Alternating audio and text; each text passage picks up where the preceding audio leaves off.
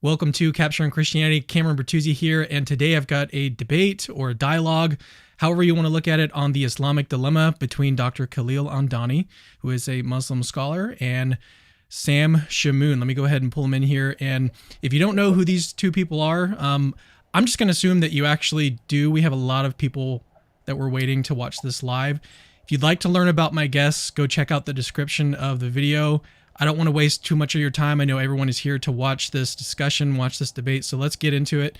What we have planned for you is a 20-minute presentation from Khalil, where he's going to be presenting on the Islamic dilemma from his perspective, and then after that, it's just going to be open dialogue between the two of these guys. I'm going to do my best to stay out of this conversation as much as possible so that they can have a really great dialogue.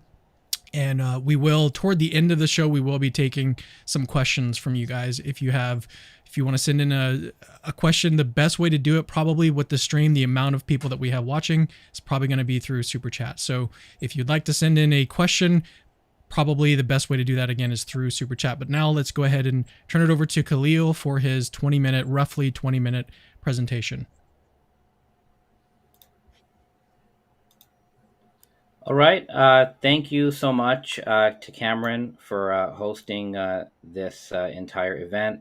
Thank you, Sam, for making the time to have a chat with me. So we're going to be talking about the Islamic dilemma, and this is really going to be a dialogue, but I've been given the benefit of making an opening statement just to lay out my thoughts on the Islamic dilemma, and then I think we're just going to go into a friendly dialogue. So I'm really not approaching this as a debate per se, more so an exchange of views. So firstly, what is the Islamic dilemma? This is an argument that many Christians recently have been using, and I think it goes back to maybe the 19th century from what I can tell. So the argument is something like this. The Quran confirms the divine inspiration, authority, and preservation of the Christian New Testament. However, second premise, the Quran contradicts certain teachings in the New Testament. But if the Quran is true, the New Testament must be true. And since the New Testament teaches the Trinity, the divinity of Jesus, and other things which contradict the Quran, it therefore follows that the Quran is false. And this is called the Islamic dilemma because this is an argument that Christians present to Muslims. So it's meant to be an internal critique of the Muslim belief that the Quran is a true revelation from God. So, at a broad level, there are actually several ways for Muslims to respond to the dilemma. So, here's the first response to the Islamic dilemma as it's stated here. The first response would actually negate and disprove and disagree with premise one, that the Quran confirms the New Testament. The first response would instead say, based on the Quran itself, that the Quran only confirms the gospel, singular, revealed to and taught by Jesus, and that this Jesus gospel may be partially embedded within the four Christian gospels, but it is not coextensive with them. This view seems to be the early and historical majority of Muslims, at least by the 15th, 16th century. The majority of Muslims held to a view like this. And this is my preferred view. So this is the view that I'll be speaking about in detail in my 20-minute opening. However, I want to acknowledge that this is not the only response to the Islamic dilemma. There is a second response that can be offered, which is a little bit different from this.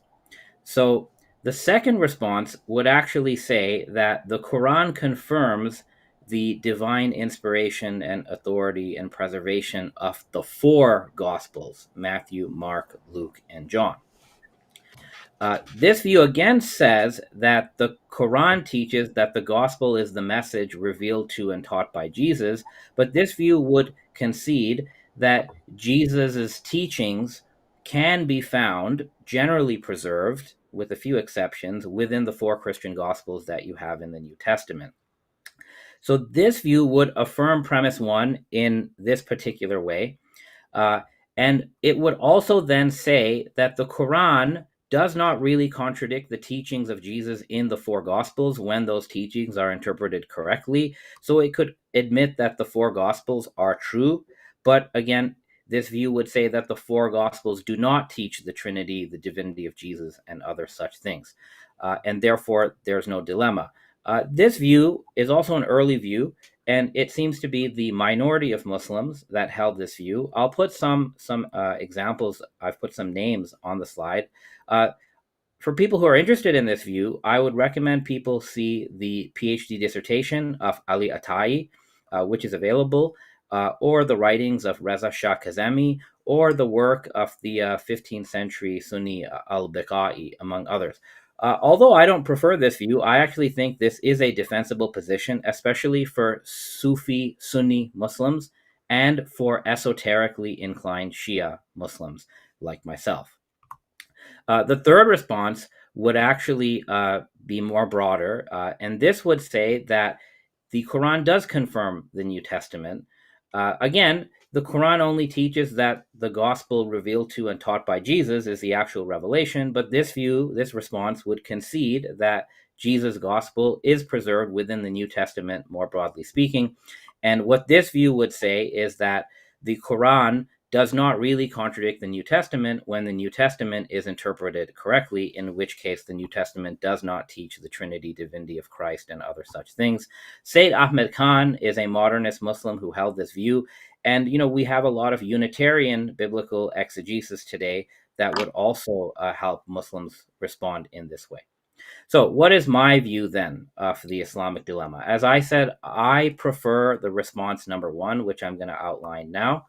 So, firstly, what is the Quranic view of revelation? And the term that the Quran used to describe revelation is the word kitab. And the Quran actually speaks of one kitab that every prophet has brought. And you can notice kitab is in the singular in all these verses. So Jesus brought kitab, Moses brought kitab, the prophets in general brought kitab. What does kitab mean? A lot of people translate kitab as book, and they imagine that when the Quran says kitab, it's talking about a physical scroll or a text, a big physical book with pages. But based on academic critical scholarship in Quranic studies done by numerous scholars, including myself and including Professor Daniel Madigan, who's also a Catholic priest, the Quran does not present the kitab as a closed and definable corpus. In other words, the Quran doesn't present kitab as a physical book. Kitab is a Quranic description of the content of revelation, not the form of revelation. And the content of revelation is called kitab, which literally means writing, not because it's a material writing, but because kitab is prescriptive. And even the English word prescriptive conveys that sense. Another translation of kitab would be divine decree. So a revelation from God is called kitab not because of its physical form, but because of its function as prescribing divine commands on its recipients. That's why every revelation, regardless of its physical form in the Quran, has been called kitab. And also, based on Quranic studies research, which you can also find in my dissertation, as well as many other scholars before me, the Quran has two levels of kitab. There is a universal transcendent kitab, which I call the divine writing. This is in heaven, basically. It's not on earth, it's unseen.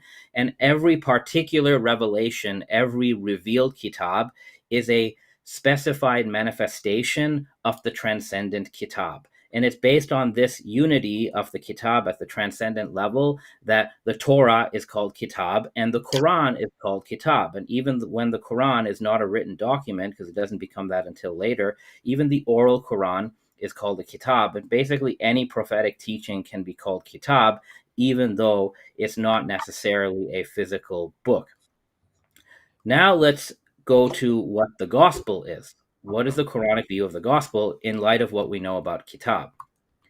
So in the previous slide, you saw here the second verse, God tells all the prophets, I give you kitab and hikmah. That means I give you kitab and wisdom. Now let's talk about Jesus. So according to the Quran, as I understand it, based on my expertise, the Quranic Jesus brought two revelatory products. He brought the Torah and the gospel, singular. And those are also described as kitab and wisdom. And there are two verses that actually lay this out. God will teach him the kitab and the hikmah, the Torah and the Injeel, the gospel. So the gospel in the Quran is defined consistently as the revelatory content that God gives to Jesus and which Jesus preaches. Notice the Quran never defines the gospel singular as biographies about Jesus, and it definitely does not refer to the gospel as the 27 book New Testament. There's just no Quranic basis to affirm the 27 book New Testament. So here we have a verse that says very clearly, we gave him, Jesus, the gospel. And Jesus also confirms the Torah because God also taught Jesus the Torah. So God gave Jesus the Torah and the gospel, not as physical books, but as divine inspiration. And Jesus orally taught the Torah and the gospel. So, what is the relationship between the Quranic concept of gospel and what Christians call the gospel? Well, the relationship would be something like this: Jesus' gospel is Jesus' words. The four gospels are later biographies, evangelical biographies written about Jesus. So, Jesus' words are the gospel that is embedded within, but not coextensive with the four gospels. And then the New Testament is even greater than that. This is not an error that the Quran is making. When the Quran says Jesus brought the gospel or he was given the gospel singular, this is not a mistake. The Quran actually fully understands what is really going on here, because the earliest meaning of gospel, euangelion, that you find in the four gospels themselves is the teaching of Jesus. Right? There are numerous verses that says Jesus proclaimed the gospel singular or euangelion of God. Now, I would also note that if we read about early Christianity, within the first 2 centuries, before the four Gospels are canonized as the main collection, many Christians talked about a single Gospel. The Didache, which I think is a second-century book, the Didache refers to Jesus' Gospel, with the word the Lord commanded in his Gospel, or the Gospel of our Lord. And in the Didache, Gospel means the teaching of Jesus. The first attestation of four Gospels is only found with Irenaeus writing in the 2nd century. And we should also note that when Irenaeus talked about four Gospels, many other Christian groups were only adhering to a single gospel. So even when they talked about the physical form of the gospel, Marcion only had one gospel. Justin only talks about one gospel. Tatian combined the four gospels into one gospel. The Ebionites only had one gospel. The adoptionists only had one gospel. Irenaeus says this himself. So the one gospel model is actually more antiquated and more closer to the original than the four gospel model. And I think what the Quran is doing when it says Jesus brought the gospel, I think the Quran is actually restoring the earliest Christian understanding of what the single gospel is. All right. So does the Quran say the Jewish and Christian scriptures are corrupted?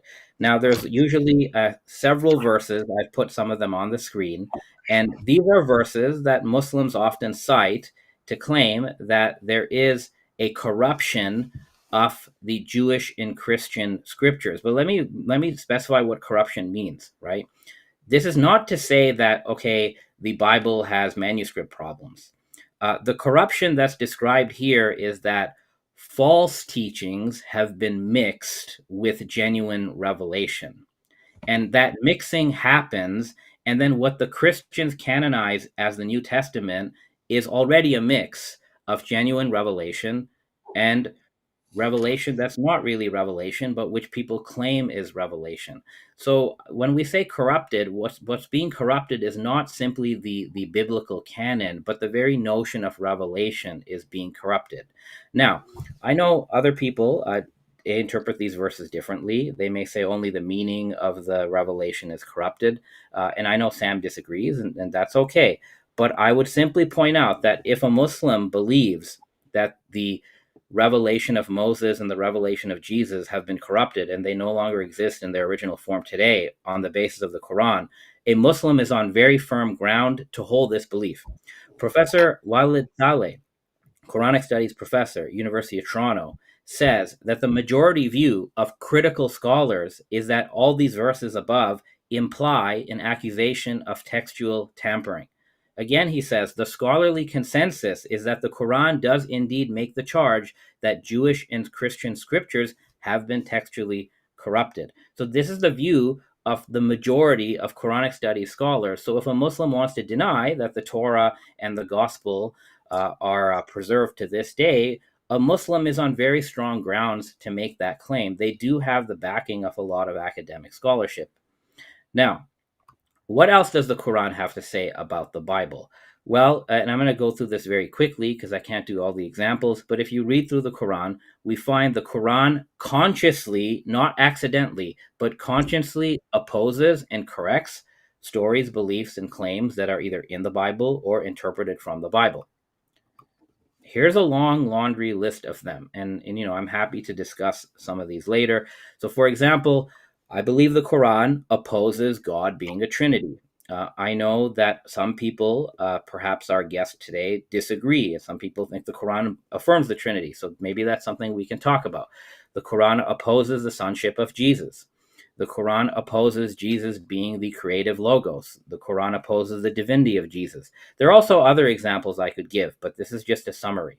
So, according to Gabriel Reynolds, the Quran is not simply borrowing or doing this by accident. The Quran is consciously reshaping biblical material to advance its own religious claim. So the Quran, the author of the Quran, I believe, knows what's in the Bible. He knows what's in the New Testament, and he's intentionally opposing certain teachings that are in the New Testament. That's probably what's going on here. We even find that the author of the Quran, according to Imran al-Badawi, consciously corrects and re-articulates certain texts that are found in the Aramaic Gospel, so the fourfold Gospel collection.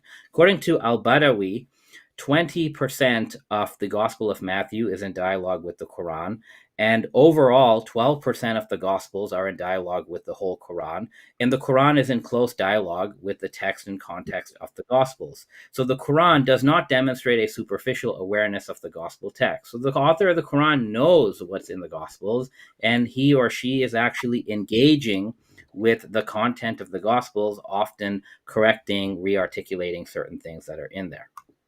All right. There are verses that people who advance the Islamic dilemma, they like to quote certain verses to claim that the Quran affirms the scriptures that are with the Jews and Christians, i.e., the Quran affirms the canons. So here's a verse that says, he descended on you the book with truth, confirming, and there's a translation here that says, confirming what is between his hands or his two hands. And I've seen this translation being used, but I would point out, if you check who these translators are, they have no academic or traditional credentials. And a more accurate rendering of this verse would be, he sent down to you the kitab, confirming what was before it.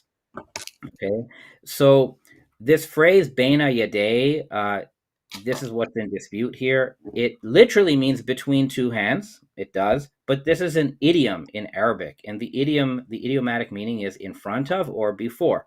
Can it mean in front of? Yes, but in the Quran, Baina Yadeh also means temporally before. God sends the winds before his mercy. Believers give charity before their private meeting.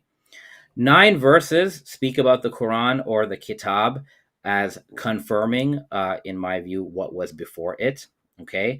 And I would argue that this hyper literal translation of confirming what is between its two hands is incoherent for 2 reasons. Number one, the Quran or Kitab is not a physical spatial reality. It doesn't have hands. It's an oral recitation. And number 2, the physical Bible was not standing before the Quran or in front of the Quran when the Quran is being recited.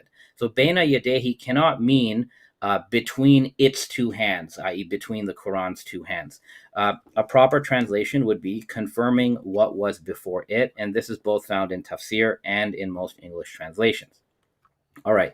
Another set of verses that people like to use to argue the Islamic dilemma is that the Quran is confirming what was already with you or what is already with them. And I found this expression in about 6 verses. Sam and others argue that it means the Quran is confirming the Old and New Testaments. Okay, that's one possibility, but I would rebut that with 4 different ways. First, the phrase what is with them does not entail everything that is with them, nor is it specific enough to say the scriptures that are with them. So you either have to read this as everything that is with them or some of with them. Now, if one claims that this means everything with them is confirmed, then we need to be aware that the Christians in Arabia have with them many things that today's Christians would consider heretical, like Monophysite creeds, Apocrypha, Nestorian creeds, even Jewish Christians, according to Patricia Crona, who Jewish Christian beliefs are with them. So then, therefore, the Quran is confirming a whole bunch of Apocrypha and heresies if you read everything with them as, all inclusive. Second reason why, um, all the verses that say confirming what is with them, in the same chapter, the Quran denies a belief that is also with them. God having a son, the Trinity, the Eucharist, divinity of Jesus, right? Same surahs contradict a belief that is also with them. So everything with them cannot be a universal statement. Number three, another verse 381 is more clear. It says that a prophet will come and confirm what is with the prophets. So it's only revelation that's being confirmed. It's not just anything that people have in their canon. Number four, the word tasdeeq or musaddiq, often translated as confirmation, does not entail wholesale affirmation. Another meaning of tasdeeq is to make true. Some scholars have said that tasdeeq means to make true, to cause to be true, to truify, to fulfill. According to Nikolai Sinai, confirmation is not to be confused with mere reiteration, but may involve a degree of authoritative modification and rectification. So the Quran confirming something that comes before can also include the Quran correcting what comes before. Now, I'm out of my time, so I'll just close off over here by making one more point. The last point I'll make is this. Let's say you're not convinced by my response to the Islamic dilemma. That's okay. There are two other responses, but regardless of what response you go with, all Muslims will point to this verse. The Quran refers to itself as a muhayman, a supreme authority over the prior scriptures, whether they're preserved or not.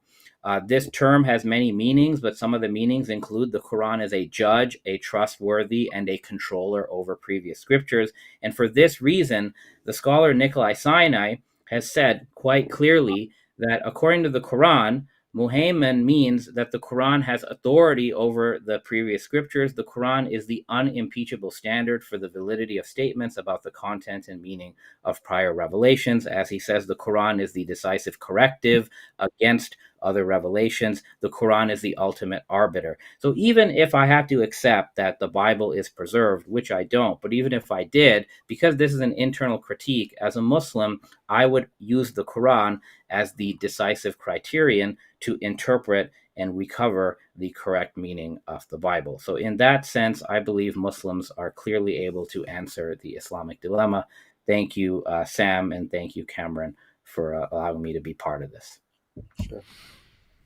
All right. So at this point, we're about to turn to open dialogue, and this portion will last. We'll see. I mean, like I said at the beginning of this stream, we are gonna. At least the plan is to take questions. So if you'd like to send those again, try to send them as super chats. I anticipate getting quite a number of questions for my two guests. We've got 1,300 people watching right now, but looks like we've only got about 300 likes. I want to encourage you guys, if you like this video, you like this content, you're enjoying this so far, hit the like button. Let's get those numbers up. Those are rookie numbers. So so let's go ahead and now turn it over to Sam. So Sam, would you like to begin with just kind of laying out like your view of the Islamic dilemma? Like how would you describe the dilemma itself? I mean this. I really love Dr. Andani. He's a professional academic, so I love his approach. And the one thing I want to say is, in your articulation Islamic dilemma, I don't know if you're aware that when you say the Quran contradicts the Bible and therefore can't be confirming it, that's part of our dilemma. That's actually part of the argument. So this is why when you're saying these statements that the Quran cannot be confirming everything that's with them because it contradicts it, this is what our argument is. It assumes that it's in agreement with those scriptures, but it contradicts them, and hence the Quran is not a revelation from God. Now, I don't know if you're arguing as an academic or you're arguing as a theologian, because when I heard your presentation with Paul Williams, you said you can approach the Quran from two perspectives. Either you can approach it academically, descriptively, and see what the Quran says, or you can approach it from a theological position. From what I heard in your presentation, there was a combination of both. You're assuming that the Quran is revelation, so that if the Quran contradicts the scriptures are wrong. But now let us try to be neutral. Let us not approach it theologically, academically. So when it says confirming all that is with them, you stated, well, that means would it confirm even the apocryphal gospels? Well, that's your dilemma. That's not my dilemma. That's the dilemma that you have to resolve, because there's nothing in the passages you cited, and I have a whole list of them and I can share my screen. And since you went to pre-modern tafsir, and part of your arguments is that you included Sunni tafsirs, I'm going to include them as well. So my question to you is, since the Quran says it confirms what is with them and doesn't qualify it, how do you know that the apocryphal gospels are not inspired? That's your burden. That's your dilemma. So how do you know they're not inspired? You want me to answer? Yes, I'm waiting for it. Yeah. Okay, so the first thing is the Islamic dilemma is a dilemma. It's called the Islamic dilemma because it's an argument that Christians present to Muslims, and it actually assumes a Muslim belief in the Quran. So to answer the dilemma, I have to take a position as a Muslim, which I happen to be. But when we mince over what is the correct meaning of the Quran, because that's what the dilemma comes down to. The dilemma comes down to you guys interpret certain verses some way, Yeah. I interpret verses another way. So I appeal to critical historical scholarship on the Quran because that is a good indicator of what the Quran means in its own context, just like we would do the same to critical historical scholarship on the Bible, right? So yeah, I didn't want to cut you off. Yeah, so now you're now that's the arguing. first part of your question. Yeah, but you're arguing theologically now. So you're going to come in as a Muslim. Because I was listening to your presentation. That's why I'm going by what you said with Paul Yeah. Williams. So now that you're answering it theologically, since you assume the Quran is revelation, and I assume it isn't. So now the argument of the Quran is to convince the Jews and Christians this prophet is a prophet in the line of the prophets that came before him. And what he has confirms what is with them. And that's one of the arguments he gives, that they should take what he has seriously because it comes from the same source. So now, since you're saying that if we take this, and by the way, I need to screen share. I don't know if, can we screen share? Because I want to Yeah, show my. we can definitely make that happen. So Hold on, just start sharing your screen and I'll get it pulled up. Yeah, if we can bring this up. Can I scroll down, or does he have to? No, you let me unshare. Hold on. There we go. Yeah. So now, is there a way you can enlarge it or no? No, okay, we can't hear you, Cameron. Oh, sorry about that. I had my mic muted. You're going to have to scroll on your end. There you go. Oh, You have to zoom in. all right, okay. So you said confirm doesn't mean everything. Well, you have to first demonstrate that, not by going to a passage that says, well, see, in that same Quran, it then contradicts what is found in those scriptures. Well, are you admitting then that this statement is referring to the scriptures in the possession of the Jews and Christians, which would be the New Testament? But you're now assuming that it doesn't confirm all of it, but some of it? Because for you to go to chapter 2, verse 116 or 117 to show that it denies that Allah has a son, therefore, this cannot mean it confirms everything. So that implicitly affirms that the Quran is acknowledging the New Testament and the Old Testament, but not all of it. So earlier you said that the Quran does not at all acknowledge the New Testament. It's aware of it, but doesn't acknowledge it or even appeal to it. So what are you saying exactly here? So I said earlier, and if you look at the graphic that I had posted earlier, right? So I said that what the Quran confirms in the case of Christianity is the By the way, I gospel. can pull that back up if you want to share. It's up to you if it It's be easier okay. or helpful. So Sam, if you recall, in one of my slides, I had a diagram, and I said what the Quran confirms is the gospel taught by Jesus. That's how it defines the gospel. It doesn't define the gospel as writings about Jesus, and it doesn't define the gospel as a 27-book New Testament canon. Do you agree? Yeah, but I'm not referring to the gospel. That was part of your argument. And I agree with you that the gospel that the Quran mentions is given to Jesus. But my argument goes beyond that. It doesn't just speak the gospel of Jesus, right? That's fine. That's fine. So just for starters, though, the definition of gospel in the Quran is the message of Jesus. It's not the New Testament. Okay, so you Do you want me agree?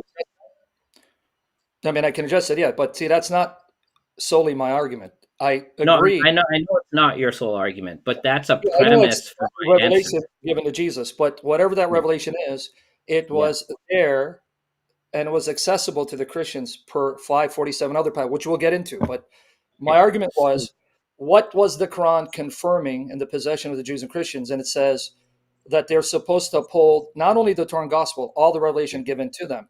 So this is what yeah. I'm trying to get at. What is that revelation in Arabia? What did the Christians have? So within the Christian canon, within the New Testament, there is content in there that is extant revelation from what Jesus taught, from what the prophets taught.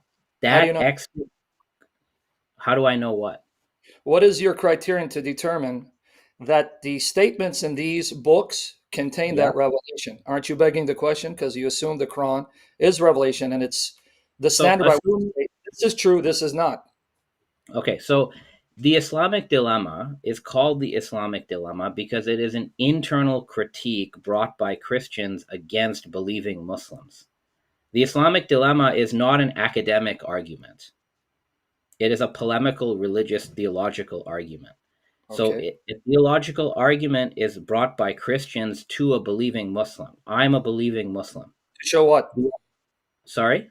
To show what? To show that the claim of Muhammad that God sent him is false, that he's not a true prophet. Yeah. So the Islamic dilemma presumes that the interlocutor already has an established belief in the Quran. And they're trying to lead them from a established belief in the Quran as revelation to a non-belief in the Quran and a belief in Christianity. Sure. That's the How do dilemma. we go about Okay, it? right. So, therefore, whoever is answering the dilemma, in this case, it's me. Tomorrow, you might talk to somebody else, but today it's me. I like to So, in talk to you. answer, no, I enjoy talking to you too. So, as a Muslim, Yeah. I have at my disposal, right, all the internal resources of Islam to answer the dilemma. And to answer the dilemma, I don't have to go back and start from atheism.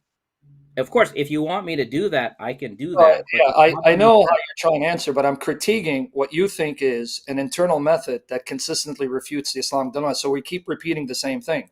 no, So what I want to try to advance the conversation. I am aware that you think that within the Quran you have the means by which to refute the Islamic dilemma, and I'm showing you no, you're actually confirming the Islamic dilemma if you understand the point I'm making, and maybe it's my fault that I'm not as clear. So let me repeat what I'm saying here. sure, yeah, You think the Quran is revelation, and therefore that Christians and Jews who believe that the God of Abraham sent these prophets, if they are yeah, consistent, they're going to have to believe that God sent Muhammad, and the most yeah, obvious thing to do is follow him. The Christians come back and say, well, hold on. Since you claim that the same God of Abraham sent you and that your message agrees with the prophets, well, here are the scriptures that we have in our possession from the prophets. We don't yeah. see you're consistent with them, and that's grounds to reject you as a false prophet. You're now Okay, coming back. I want you to hear yourself, and I know you are. You're now coming back and saying, well, see, internally, the Quran says the scriptures are not fully intact.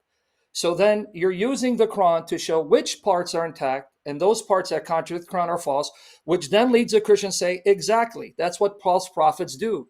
That's what Joseph Smith does. That's what everyone does. When the Bible exposes them as a fraud, see, your Bible's corrupt. Therefore, that's part of the dilemma. That's why we call Islamic dilemma. no. So I think what's going on here is you're not actually employing the Islamic dilemma in its original way. So I don't again, know. That's all my so let debates. me ask you: is the Islamic dilemma, is it an internal critique? Because that's what everybody says.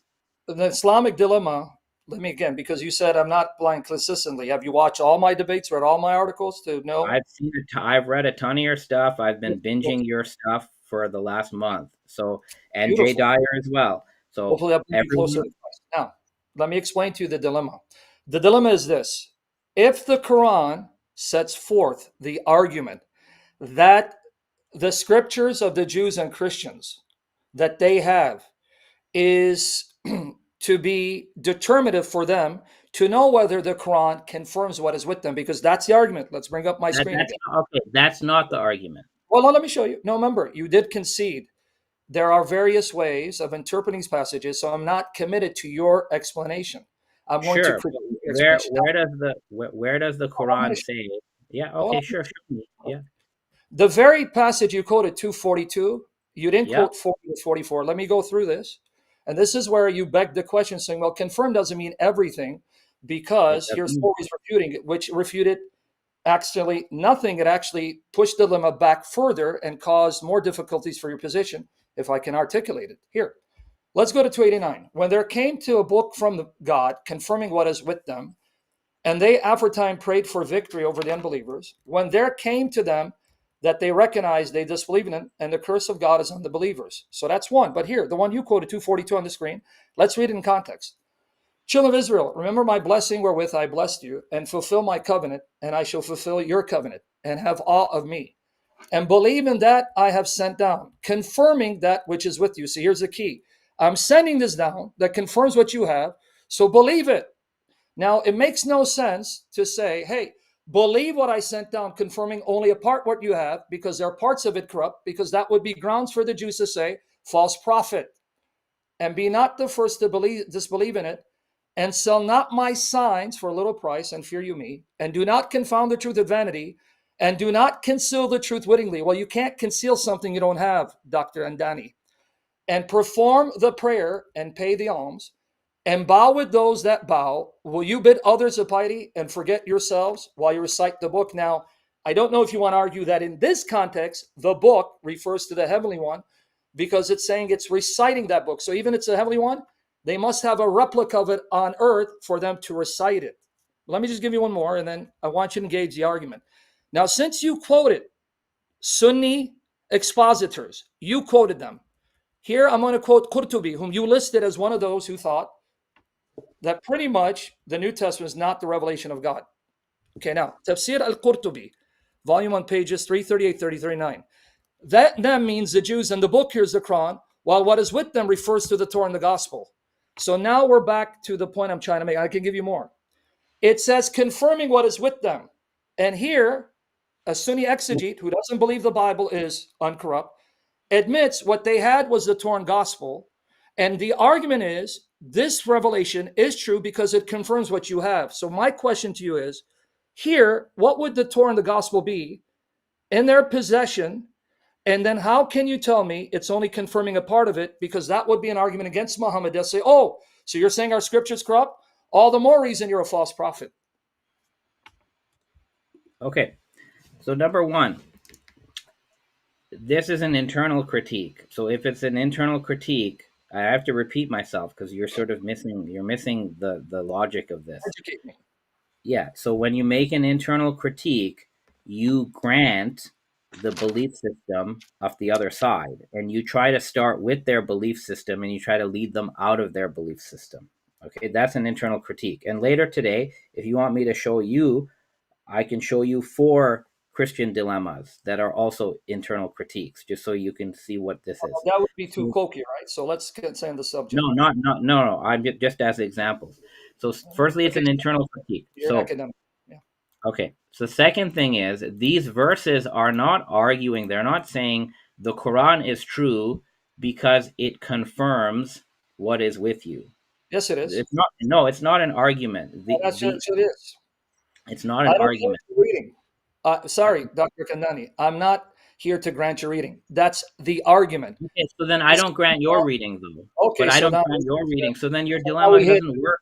If your dilemma relies on me granting every way you read the Quran, then your dilemma is just talking to yourself. Okay, no. What it proves is the point we've been making. The Muslims cannot deal with their own scripture, so they have to argue the way that you're actually making my case. So I just want to make it clear how you're making my case. This is where you're up against the wall, because if you just read the text, someone comes to the text, and not assume what you're assuming, just reading it, the argument is clear. You should believe this book because it confirms what is with you. But then the Jews are saying, No, it doesn't. It contradicts your false prophet. You see the dilemma, so you have to deny it, which you're actually making my case. This is your dilemma. You can't grant the plain reading because there's nothing in the context that says it only confirms a part of what they have. Can you show me that in the verse? Okay, so two things. Number one, there's the word because is not there. It's not saying Doesn't need to. it doesn't say believe in the Quran because it confirms. The phrase confirming what is with you is describing, it's more like an adjective. It's just describing what the Quran does. It's not saying What does it believe do? in X because it confirms what is Okay, with you. what does it do though? You're saying so believe in X. Sam, Forget. let's let Khalil kind of finish this point here. Okay, I'm sorry, my Okay. apologies. Because I'm saying Because the word liana, because, is not there. You can check the Arabic. It's not there.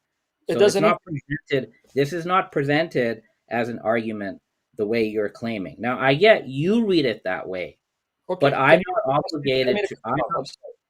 I don't mean to cut. I just want to bring up my article. You keep putting it down. Bring it up. So okay. Sorry. I apologize. Continue. I don't mean to cut you off. My apologies. Yeah, I just want to bring it up. it's okay. So, I'm not obligated to read the verse that way. Okay, because actually, what's going on here is the confirmation, and I've already talked about this, right? There are multiple reasons why it's not confirming everything. Because in Surah 2, right, there are beliefs that are with the Christians, such as the sonship of Jesus, which are denied. So, what I think you're doing, and this is a broader point that applies to what you said at the beginning of this discussion. So, you said that, all these examples where the Quran opposes a biblical teaching, you use that as a data point for premise two, but that data is also relevant against premise one. Okay. Okay. Do you understand what I'm saying? So Yeah. premise one is the Quran affirms the Bible or affirms the New Testament. That's premise one. Premise two is the Quran opposes the teachings of the New Testament. But Okay. all the data that you furnish for premise two is a knockdown of premise one.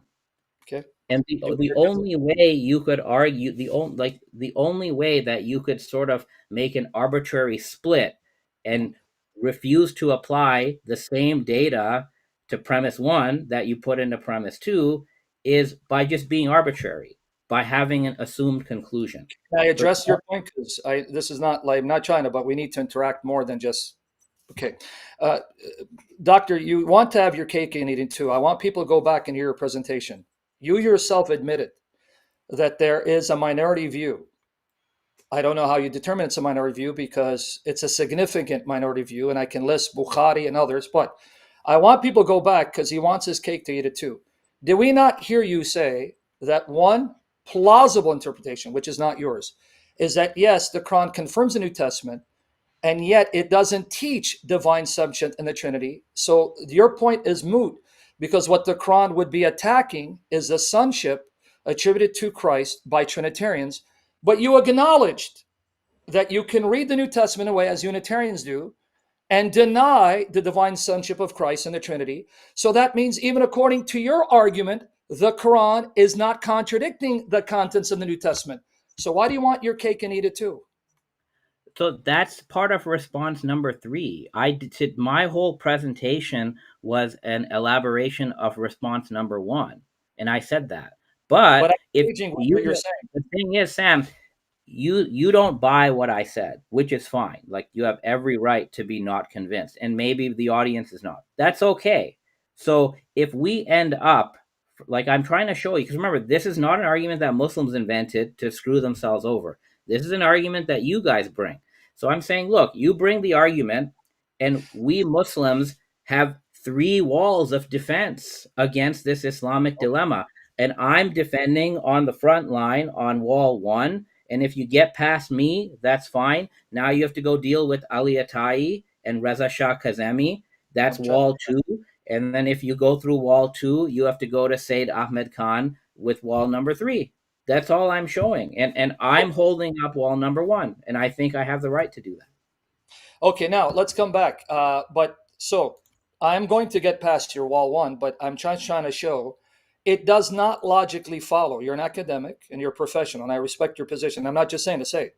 I mean that. So it does not follow just because chapter 2, 116 denies what you believe to be the sonship, that God has a son, that it's then denying the New Testament, even according to one of the positions that you articulate, which you don't accept.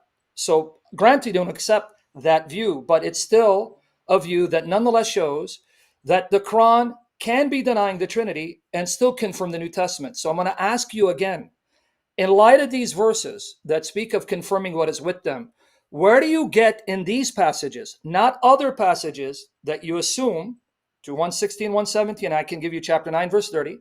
I know what the Quran says. You're assuming that because these statements say God has no son, and the Nasara, who say that Messiah is the son of Allah, Allah fight them, that means it's contradicting the New Testament. No, it would only mean it's contradicting their interpretation, which falls under one of the passages you cited, chapter 3, verse 78. They twisted with their tongues, but it doesn't mean that the Quran is attacking the text. So I'm trying to have you prove to me from these verses that it's saying the text is corrupt. You haven't done that, Dr. Adani, so I'm waiting for the evidence. Give it to Okay, me. so again, Sam, you assume that the Quran confirms the New Testament. You assume it, and then you want evidence that it doesn't confirm it. But you have to first show me, where does the Quran say this 27 book New Testament is revealed by God? Where does it It say that? that way. It says, Where does it say confirming that? what's with them. I'm going to answer you, Sir, I promise you I'm going to answer you. Yeah, so where? I promise you. Okay. When it says confirming what was with them, and in 566 68, it says that the Jews and Christians are to uphold the Torah and the gospel and all the revelations sent down to them. I'm going to ask you again, historically, what is that revelation given to them? See, I'm asking you, you're not answering. So I'm going to ask you again. It's not just Torah and gospel. You focus on the gospel, it goes beyond the gospel. It talks about what is with them, and they didn't just have the gospel. Even if you want to put in the apocryphal gospels, that's your dilemma. That means the Quran is confirming those apocryphal gospels, and therefore the canon of the Christians is bigger, not smaller. But specifically in 566, let me show it to you now. 566, 68, and I can bring in the study Quran, which is also modern Quran. I'm just telling you, it's not my view. So people think it's no, you even admitted it in your opening. I want Christians to go back, clip this. He admitted, yes, there have been Muslims in the past, and there are also present Muslims who agree with my view. The Quran does not teach that the Old and New Testaments are corrupt, but they are the scriptures entrusted to the Jews and Christians. Now, Dr. Andani, even though you threw these two under the bus, I'll ignore them. I'll just go with what it says. I won't read Torah, Old Testament. I'll just read it as Torah and I mean, it Gospel. doesn't say Old Testament. You're All right. using these No, but you're using these amateur translations. no, it's It not an says amateur. You can. Torah, it says Torah and Injeel. I don't know why you All right, use. I'm going to challenge you, Dr. Andani. Show me where the Torah in your Quran is something that is defined as given to only one prophet. Where does it say that?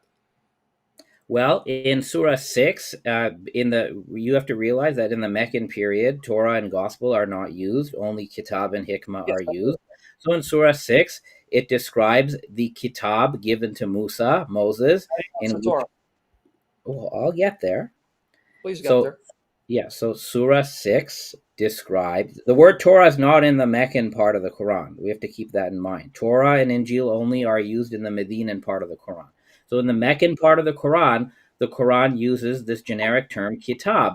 So it talks about the kitab given to Moses, in which is guidance and light. Mhm.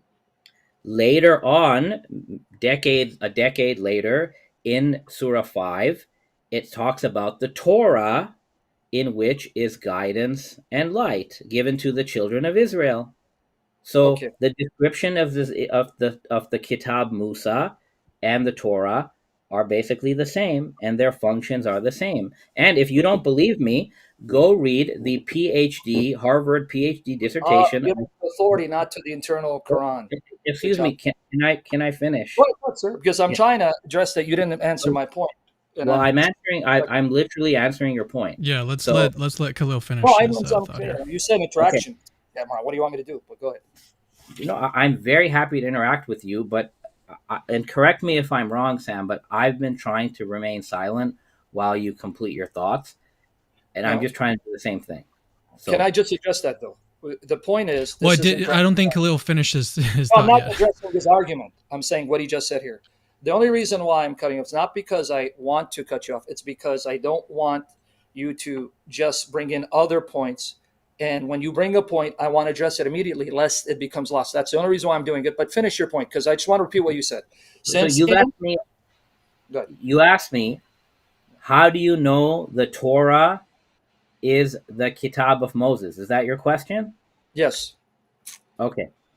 good. So, if you track the Kitab Musa, if you track that throughout the Quran, everything it says about the Kitab of Musa, everything it does, okay?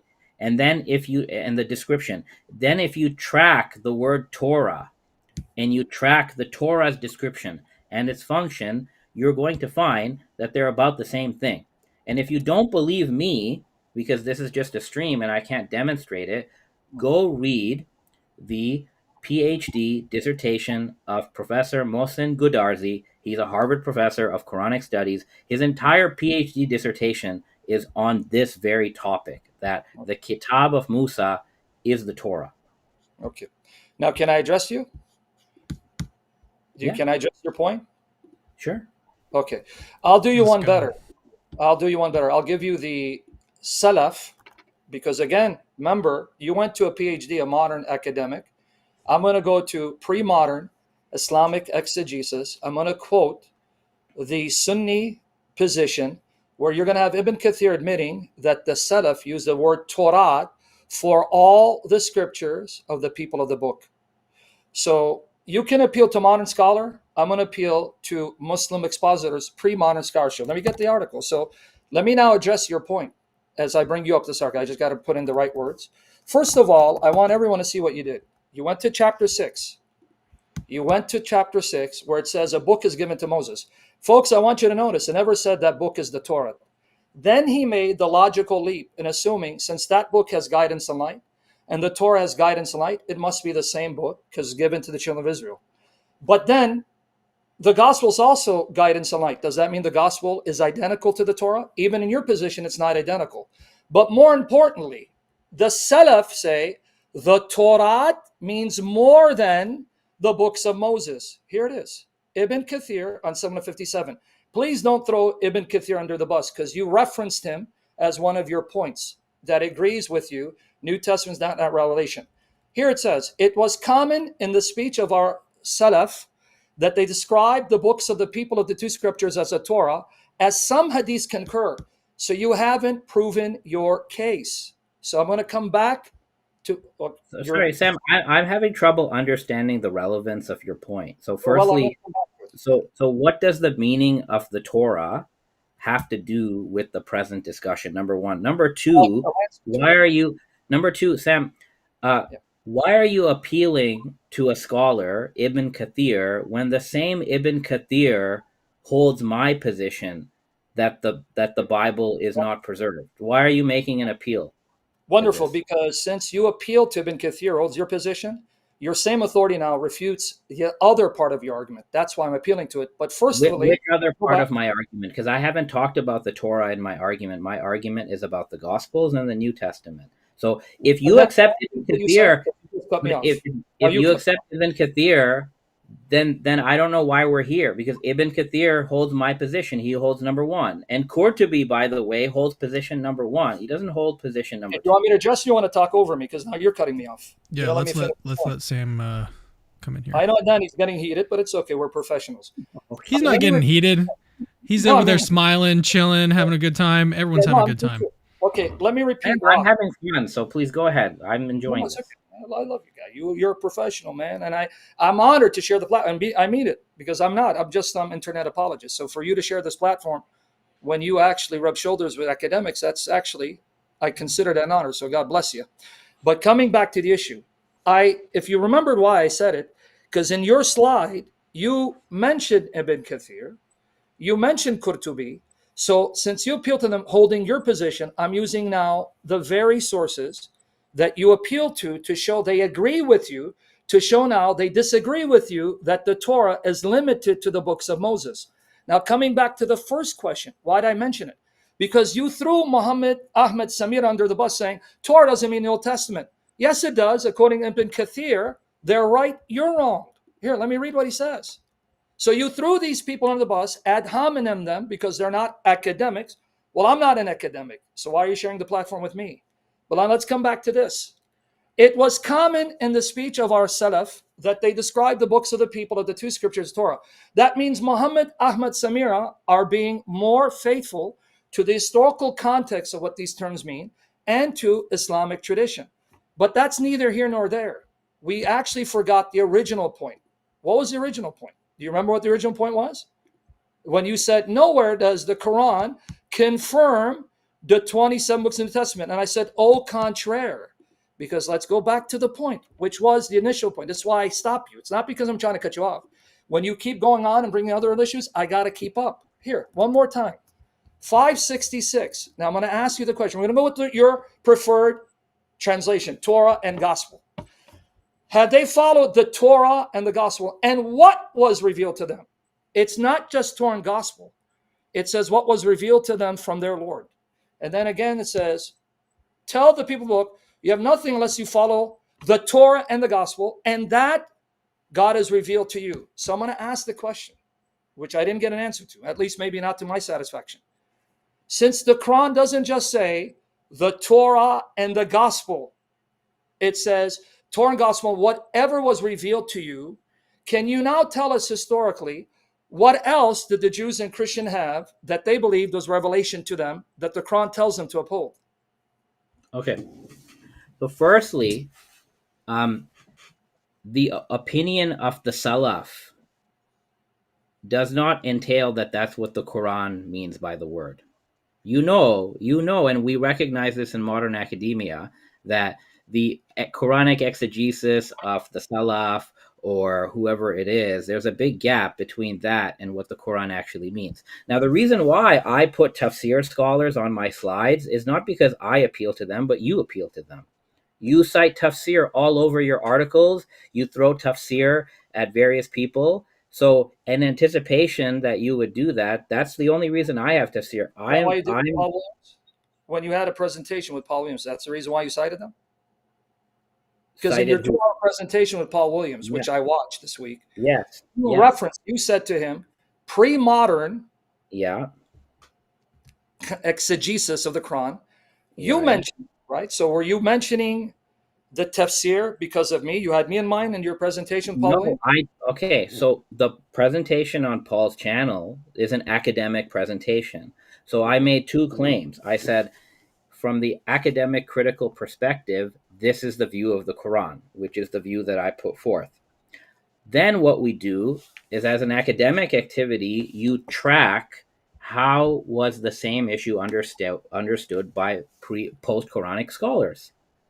So as a good scholar, I showed a Mu'tazili view of Jahiz, I showed a Sunni view of Ibn Taymiyyah, and I showed an Ismaili view of Qadi Noman, right? And that's called reception history. I was not telling Paul, you know what, Paul, because Qadi Noman says this, you should believe me. I never made an appeal to tafsir. But what I note is that when you argue theologically, and that's what you do, and I don't mean that as an insult by any means, because I have a lot of respect for theology, and I also do theology in some of my published work. So when you argue theologically with other Muslims, you appeal to tafsir. But I find we're quite selective. So when Ibn Kathir says something that's making a mini point that you like, you'll quote Ibn Kathir. But then when Ibn Kathir says, for example, his commentary, Surah 12, verse 111, where he says the Quran only confirms parts of the scriptures of the people of the book that are true, and it doesn't confirm parts that are false, that's my view, you say no, that's inadmissible. So can I address that point before we go into other points? Because you brought up a lot more points. Yeah. How do you see consistency in your approach of citing, like sometimes like Ibn Jurayj, his opinion on Muhayman, you throw that out, but then you'll find him quoted in another one of your articles about something else, and you'll approve that. Very easy. Very easy. I mean, you've studied, you know this. When Ibn Kathir says something that's not in the Quran, and he reads into the Quran like you do, that's when I question the validity of his exegesis. Because even chapter 12, verse 111, what you appeal to, I will challenge you to show me in chapter 10. In fact, if Cameron can bring up my article again, I don't know where this guy disappears to. Cameron, we need the article, brother. Astaghfirullah. I don't Okay. disappear anywhere. I'm right here. Okay. So now here's my criterion right here. I'm going to show you. 1 second. Let me get it for you. Let me get it here. The reason why I reject Ibn Kathir, because even Ibn Kathir will acknowledge there are others besides him, like Bukhari, that doesn't accept his position, and Ibn Qayyim al-Jawziyah, who is another disciple of Ibn Taymiyyah, which you also referenced at the very last point with Paul Williams. And I have Ibn Taymiyyah. But even Ibn Kathir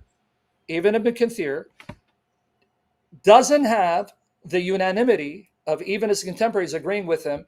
And more importantly, chapter 12, verse 111, the context doesn't say only a part of it. Let me just bring it up. Sorry, I just got to bring it up. No, but Ibn Kathir says it's only a part of it confirmed. That's his opinion. The verse itself doesn't say it. So when Ibn Kathir clearly is reading his bias into the verses like you have been doing, and the verse doesn't say it only confirms a part of it, but it confirms what is there, then when Ibn Kathir says, well, we got a problem here, folks. And what's the problem? Let me just get the verse so people see what we're talking about.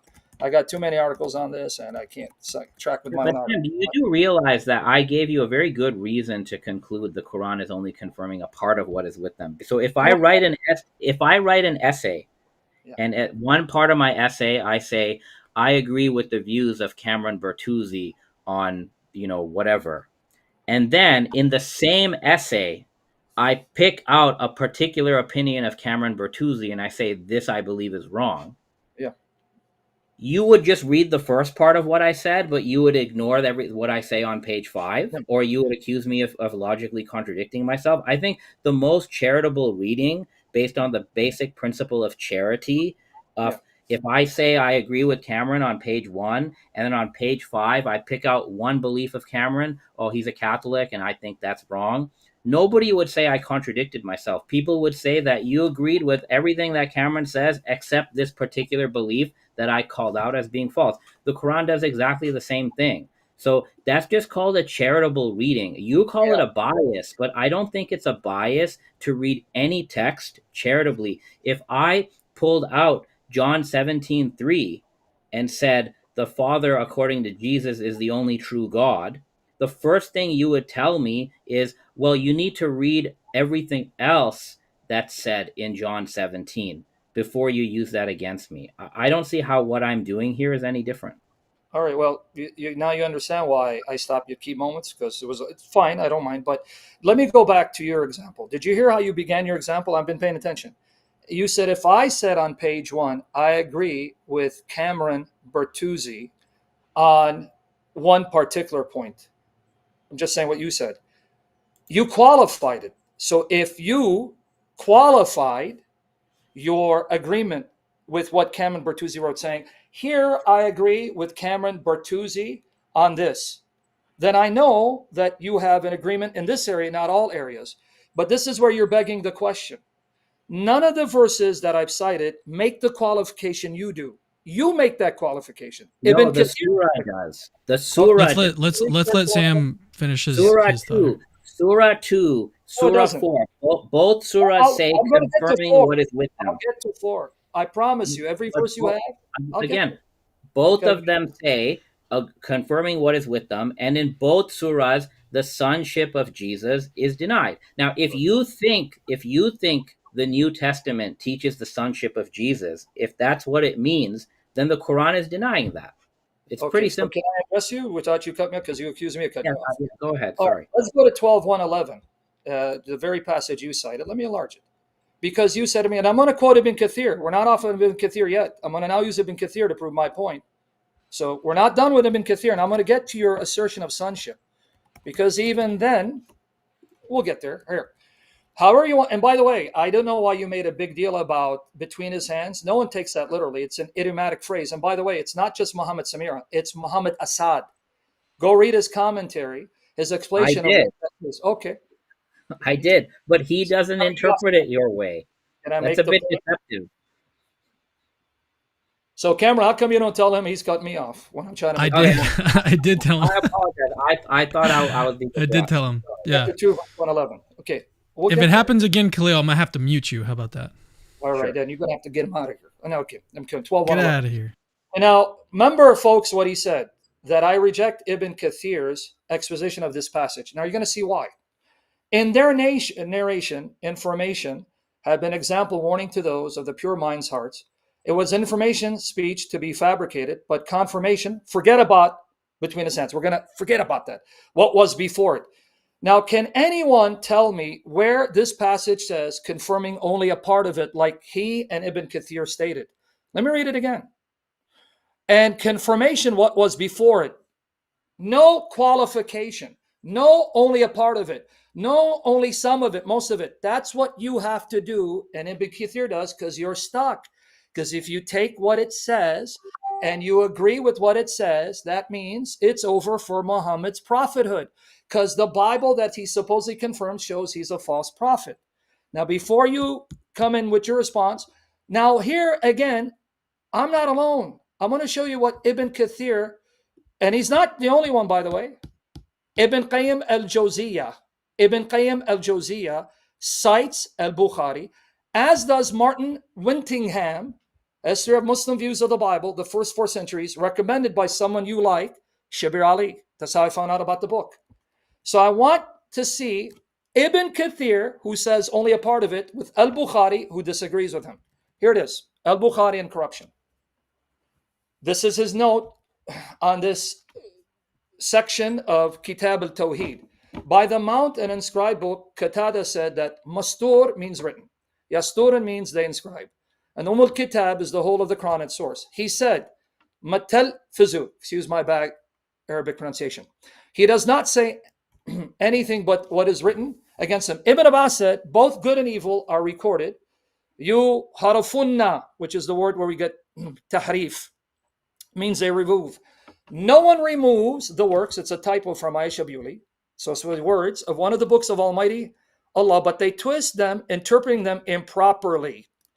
So now let's see what Ibn Kathir says about this and what others say, modern and ancient scholars. Let's see. Martin Wintingham. What does he say? Right here. Just the tradition literature contains few references to textual corruption in the Bible. It likewise provides few references to the issue of corrupt biblical interpretation. Al-Bukhari adds a note between hadiths in the section of his hadith collection entitled The Book of Divine Unity. Here he quotes Ibn Abbas. Ibn Abbas, Muhammad's cousin, one of the companions, is commenting on the term "yu harifunna," referring to Quran 446, the passage you just mentioned, which we're going to get to. Because in that context, it actually proves Logos Christology, contrary to your assertion that the Quran denies Jesus is a creative word. And you said we can bring that up, which uses this term. Ibn Abbas is reported as explaining "yu harifunna" by saying, but no one removes an utterance from one of the books of God, but they altered it. They interpret it according to the wrong interpretation.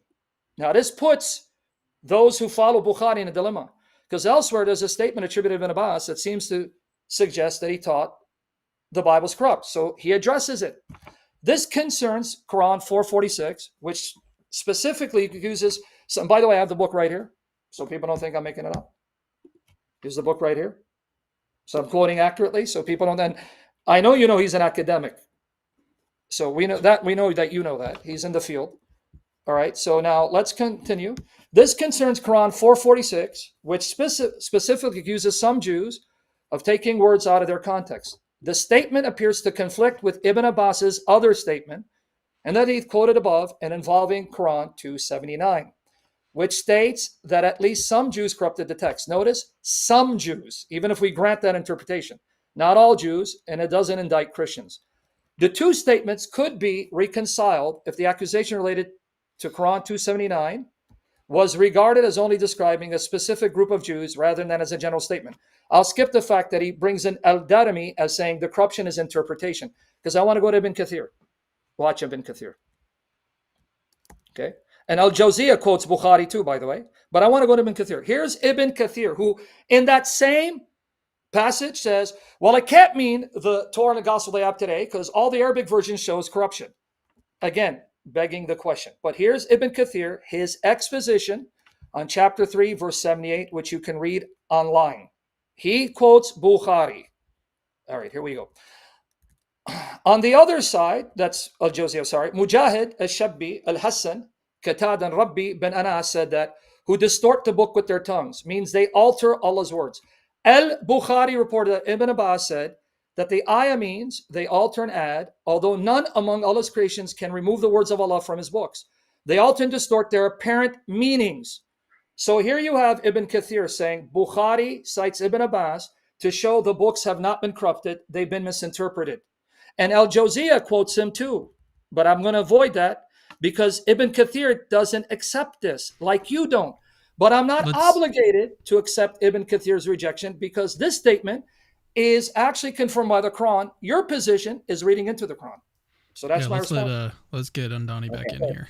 So firstly, we'll let him. Andani, we'll let you go for a while because that was a long one. Yes. Yeah, so I'm a little puzzled on what the point is. What point are you trying to make by bringing up Bukhari? Are you just simply trying to say that look, the Muslim belief that the texts of the revelation have been corrupted is not universal. It's not unanimous. I already conceded that at the beginning. No, that's not my point. You want me to repeat it so you can address it? I don't want to cut you off, but I want to. I think you've gone long enough, but okay.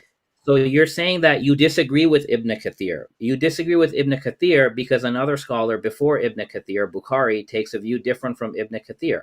I mean, that's not news to anybody, right? We know that some member of Ahl Hadith did not believe in the corruption of the text. But if you scroll up a little bit, Ibn Kathir also gave the opinion of Qatada and others who are also Salaf who do believe that the words of God were altered.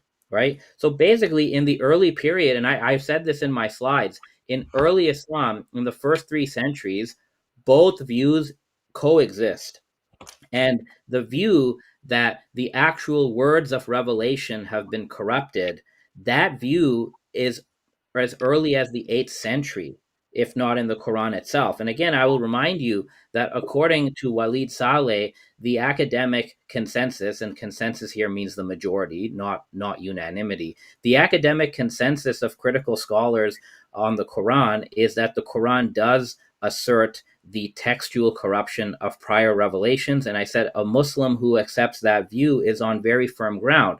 So there's nothing that obligates a Muslim to follow Bukhari's opinion over Ibn Kathir's, over Qatada, over over Al-Jahiz, right? Over Qadi Abdul Jabbar, over Qurtubi. Qurtubi does actually say that what the Gospels that the Christian have is not the Injeel that was revealed to Jesus. Like the thing about tafsir, Sam, is tafsir is not. Well, I don't know. Are you still here now?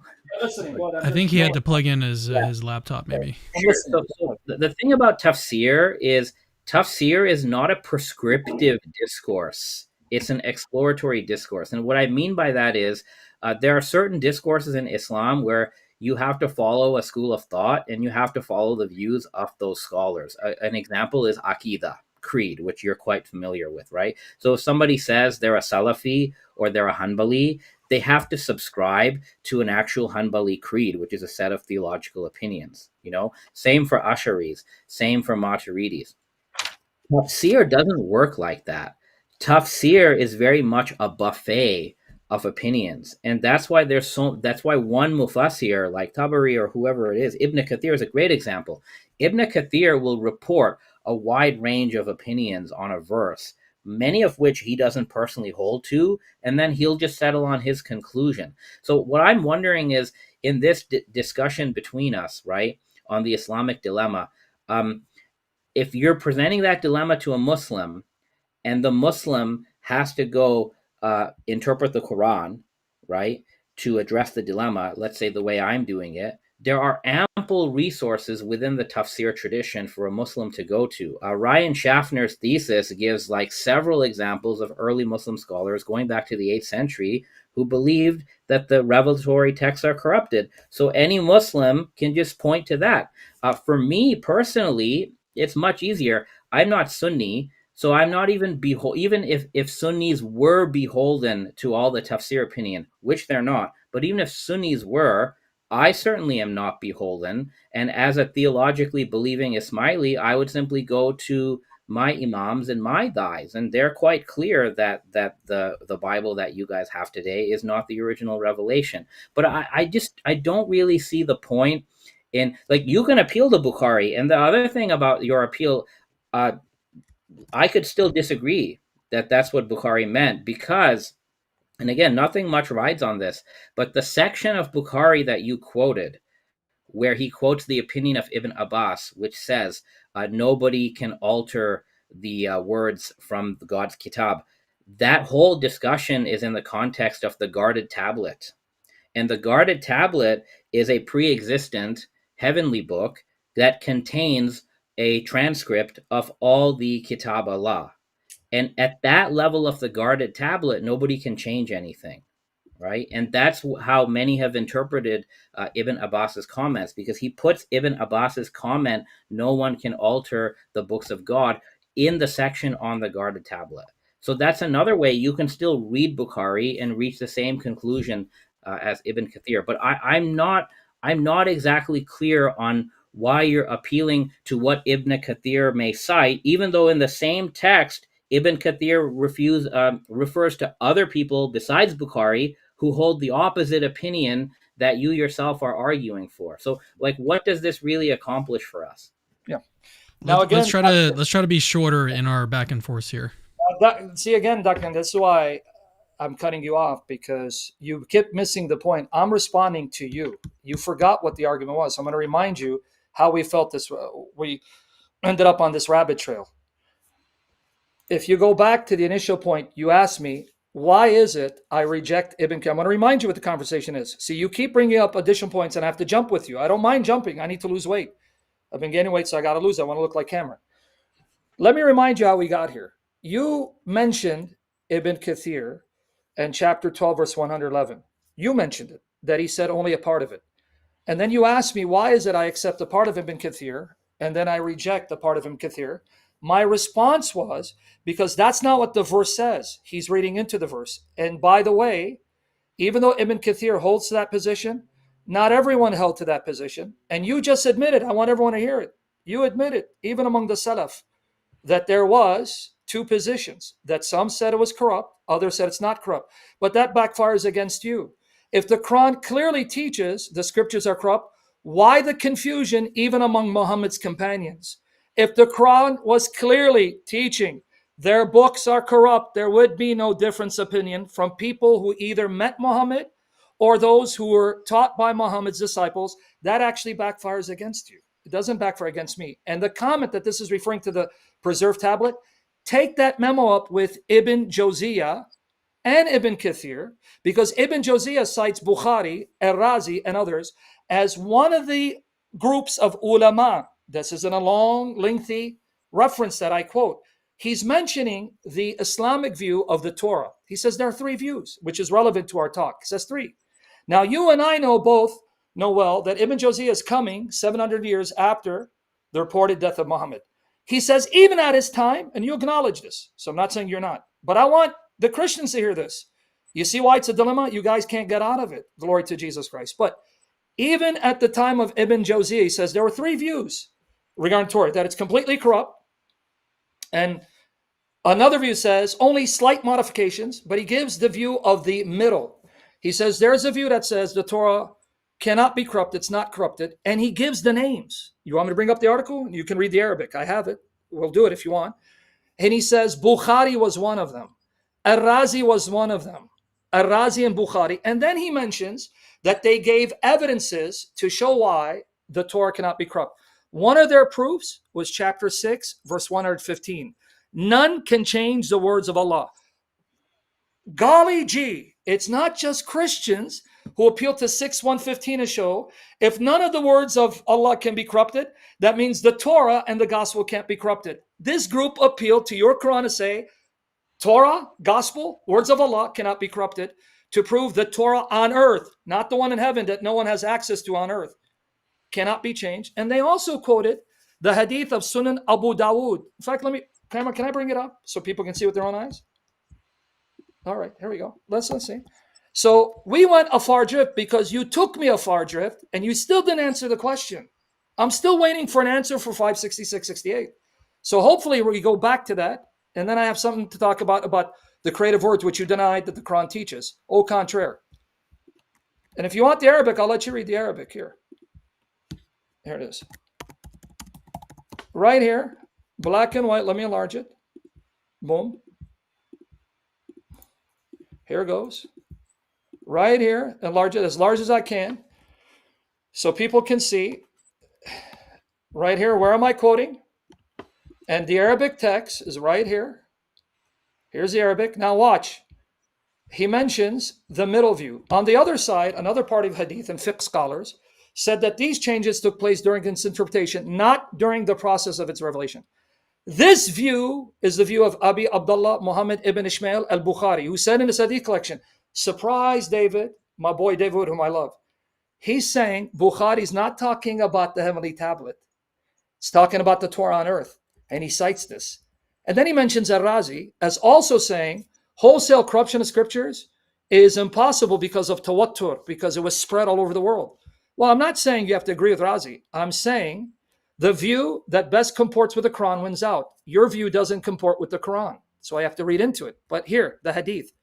Abu Dawood narrated in his collection that Ibn Umar said, a group of Jewish people invited the Messenger of Allah to a house. When he came, they asked him, "O Abu Qasim, one of our men committed adultery with a woman. What is your judgment against him?" So they placed the pillow and asked the Messenger of Allah to sit on it, meant to say sit. And the Messenger of Allah proceeded to say, "Bring me the Torah." When they brought it, he removed the pillow from underneath him and placed the Torah on it and said, "I believe in you and in the one who revealed you." Then said, "Bring me one of you who have the most knowledge." So they brought him a young man who told him the story of the stoning. Now, this group of scholars here, this is Ibn Qayyim, not me. The scholar said, if the Torah was corrupted, he, your prophet, would not have placed it on the pillow and would have not said, "I believe in you, the one who revealed in you." He's talking about their copy, not the one in heaven. Now watch the verse they quote. This group of scholars also said, Allah said, "And the word of your Lord has been accomplished truly and justly. There is none who can change his words, and he is the hearing and knowing." And what did they conclude? The Torah is Allah's word.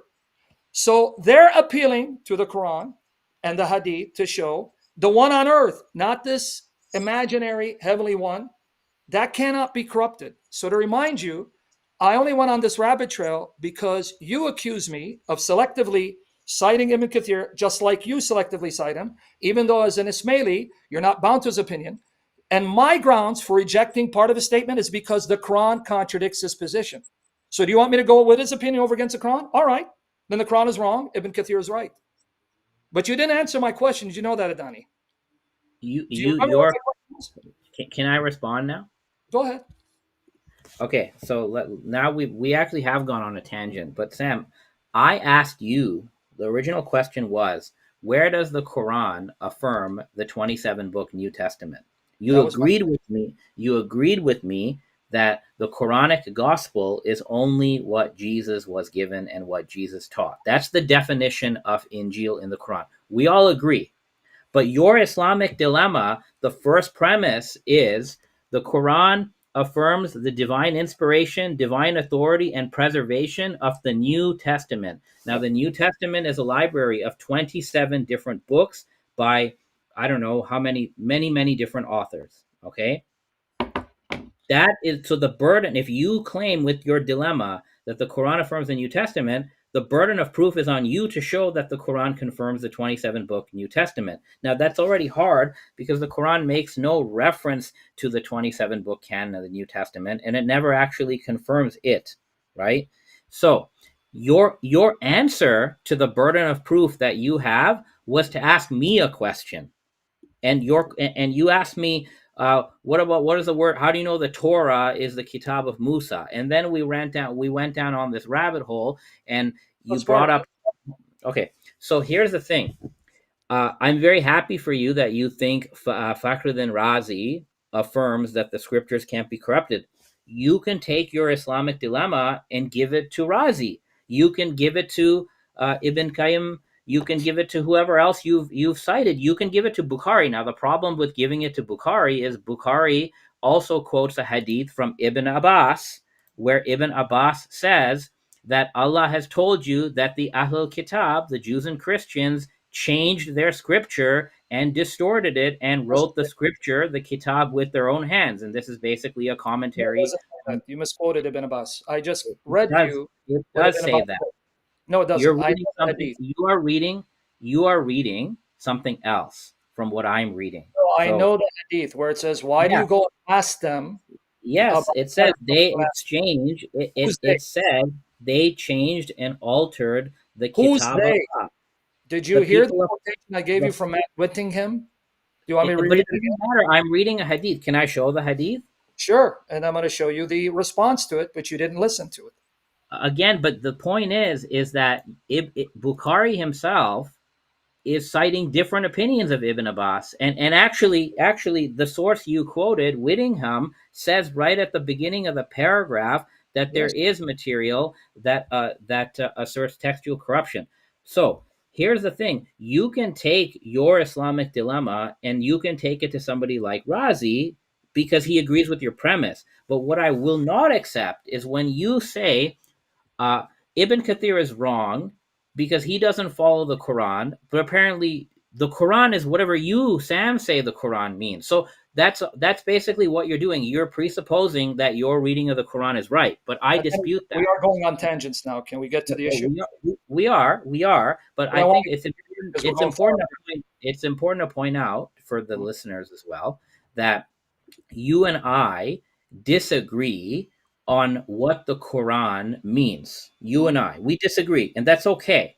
Sure. But for your dilemma to work, and I'm the first wall. So if you want to get past the first wall, right, you Yeah. have to convince me without appealing to any exegete. You have to convince me based Yeah. on critical Quranic studies scholarship that the Quran affirms the New Testament. That's what you're going to have to do. Can I Okay. get to it without you repeating the same point? Because I was trying to get to it. I'm not repeating, but let You me are. continue. So the burden of proof to affirm the New Testament in the Quranic view is on the person making the claim, which is you. Now, I'm going to say this again. Get to it? Walid Saleh, who I quoted on my slide, says that the academic consensus on the Quran is that it asserts the textual corruption of prior revelations. That's Walid Saleh speaking for a lot of scholars. And if you're interested, Sidney Griffith. You know Yeah. who Sidney Griffith? You've cited him before. And then, He you're filibustering and you're killing time. Can we get to the issue? Can I actually ask a question? I've been pretty quiet. So what is the point of that, Khalil, pointing out that the scholarly consensus is that there's corruption in the New Testament? Because I mean, for someone like Sam, like he's not gonna because I think one of the points you made earlier is that charitably you would assume that these two things are consistent, right? What we find in 566 and then the scholarly consensus that there's corruption. But from Sam's position, he might just hold that there's a contradiction here, and so that's a reason. By the way, to Cameron, think if that you it's ask almost him a false. question, No, so what I'm saying is I that say something? Sam believes that the Quran affirms the New Testament. That's And his belief. That's what your whole dilemma has to ride on that. But number one, this has not been demonstrated positively. you haven't let me demonstrate it. You keep No, but cutting me off. Sam, look. You cite all these mufassirun. Guess No, I what? want to cite the None Quran. of them. You forced me to None go of. to Quran. Hold on. This is You not cited good. Bukhari on the Torah. Okay, you cited Josiah on the Torah. You cited Razi on the Torah, but you know what? None of them believed in the New Testament canon. The most charitable view that you find in Muslim history from Biqai, 15th century, is that the four Gospels preserve the Cameron, revelation. just have a You did, monologue. I can just sit back. I mean, why am I being interrupted though? because Well, you're yeah, you. I'd like to. I do want to hear him finish his thought here, and then after that, let's do this. Let's Well, turn back over to Sam to give us his Cameron, to be positive fair, case. he's not finishing the thought. He's going about what I brought up, and I brought up these Sunni scholars that he disagrees with. So he's not addressing your question. He's now telling me what I did and how I failed to prove my point, because he hasn't let me prove my point. Because every time I But go to none of the scholars you appeal to believe in the New Testament canon. The most charitable opinion that you find is A, the Torah is preserved, and B, from Bikai, and it's a minority, that the fourfold gospel has preserved the words of Jesus. That's it. None of these people cited the New Testament canon as revealed by God in the first place. None of them did. So what is your Khalil? What is your response to my question? Yeah, he didn't answer you. He filibustered. Exactly. Your question was about academic consensus, right? No, it was about. So I was questioning why you were bringing that up, not just about the consensus itself. Why are you bringing that up? Because and what I also added onto that in Surah 566, the verse that Sam was appealing to in terms of like his positive case, why the Quran refers to the New Testament. And then you appealed to the scholarship to saying that it was, it's corrupted. So why would the Quran affirm the New Testament and then also admit that it was corrupted? That's the scholarly consensus. There's no New Testament in 566 or 568. Can I make my case to show you wrong? That's not what I was saying. That's not what I was saying. I was asking why are you mentioning the consensus? Because for someone like Sam, he doesn't accept that the Quran has to be consistent. Okay, but Sam doesn't. So the thing is this: if you read any text, you have to read it holistically. You don't read one part of the text in isolation from the other part of the text. Nobody, like, we don't read the Gospel of Mark that way. We don't read the Gospel of John that way. So we can't artificially split up the Quran into different parts and then say, each one taken in isolation contradicts. You have to read the Quran holistically. And I don't trust people like Sam to do that because, no offense, you guys are doing polemics. So what we can go to, and Sam doesn't trust me or other because I'm a Muslim, Sam doesn't trust me. Okay, so now if you don't trust me and you don't trust Sam, because maybe we have our own agendas, and everybody does, right? I can at least point out that there is an academic majority who believe the Quran does teach the corruption of prior revelations. That's it. And once that's on the table, we still lack a positive argument from Sam or David Wood that the 27-book New Testament is affirmed by the Quran. Now, Sam, I know you want to say something about that, so why don't you go ahead? Cameron, brother, when you ask him a question, you're giving him another. Now, this has been 10 minutes he's been going on. I've been trying I think he did answer. I mean, I would have what's ironic wanted a different answer, but okay, now, Cameron, I want you to remember, I want everyone to go back to his presentation. Cameron, maybe I didn't hear him correctly because I was probably busy writing. But could you remind me, without him interrupting me, because I want to go to the point, didn't he say that one possible plausible interpretation is that the Quran does confirm the New Testament? It's just been misinterpreted. Wasn't that one of the points, even though he doesn't hold to that point when he brought it up on his slide? So here you want to have your cake and eat it too again. You're first telling us. So I don't. Well, he was giving different options. I don't appreciate doing straw man, Sam. If I give 3 options and I say I believe in option 1, you can't come and say, you're contradicting yourself. Yeah. Let's do this. Instead of kind of going back and forth on this, let's now talk about your positive case for Sam. Why you think that? Bring up my article. I mean, Andani, please. I know it can get heated, but my brother in humanity, take it easy, man. I'm going to get to my. It's not heated. You keep saying it's heated. It's not heated. Yeah, Sam. Maybe the heat is on too much at your house, man. You should. Oh man, it's very hot, and I need to lose weight. But anyway, are you sweating? Is there some sweat there? Turn on the AC, man. Let me know, guys, when you want me to make my case. I'll be waiting. Make it, Sam. You got it. Oh, are you sure, Cameron? Because now no, it's okay. It's your platform. I'll wait. Take it easy. Go ahead. All right. Okay. Here is what I was trying to show, which, again, because we went on 5,000 tangents and he never addressed it. So I'm going to try it again. Here's the positive case. Please hear me out. I said that the Quran says it confirms what is with them. And here again, 566, 68, And I'm not going with the translation. Forget the translation.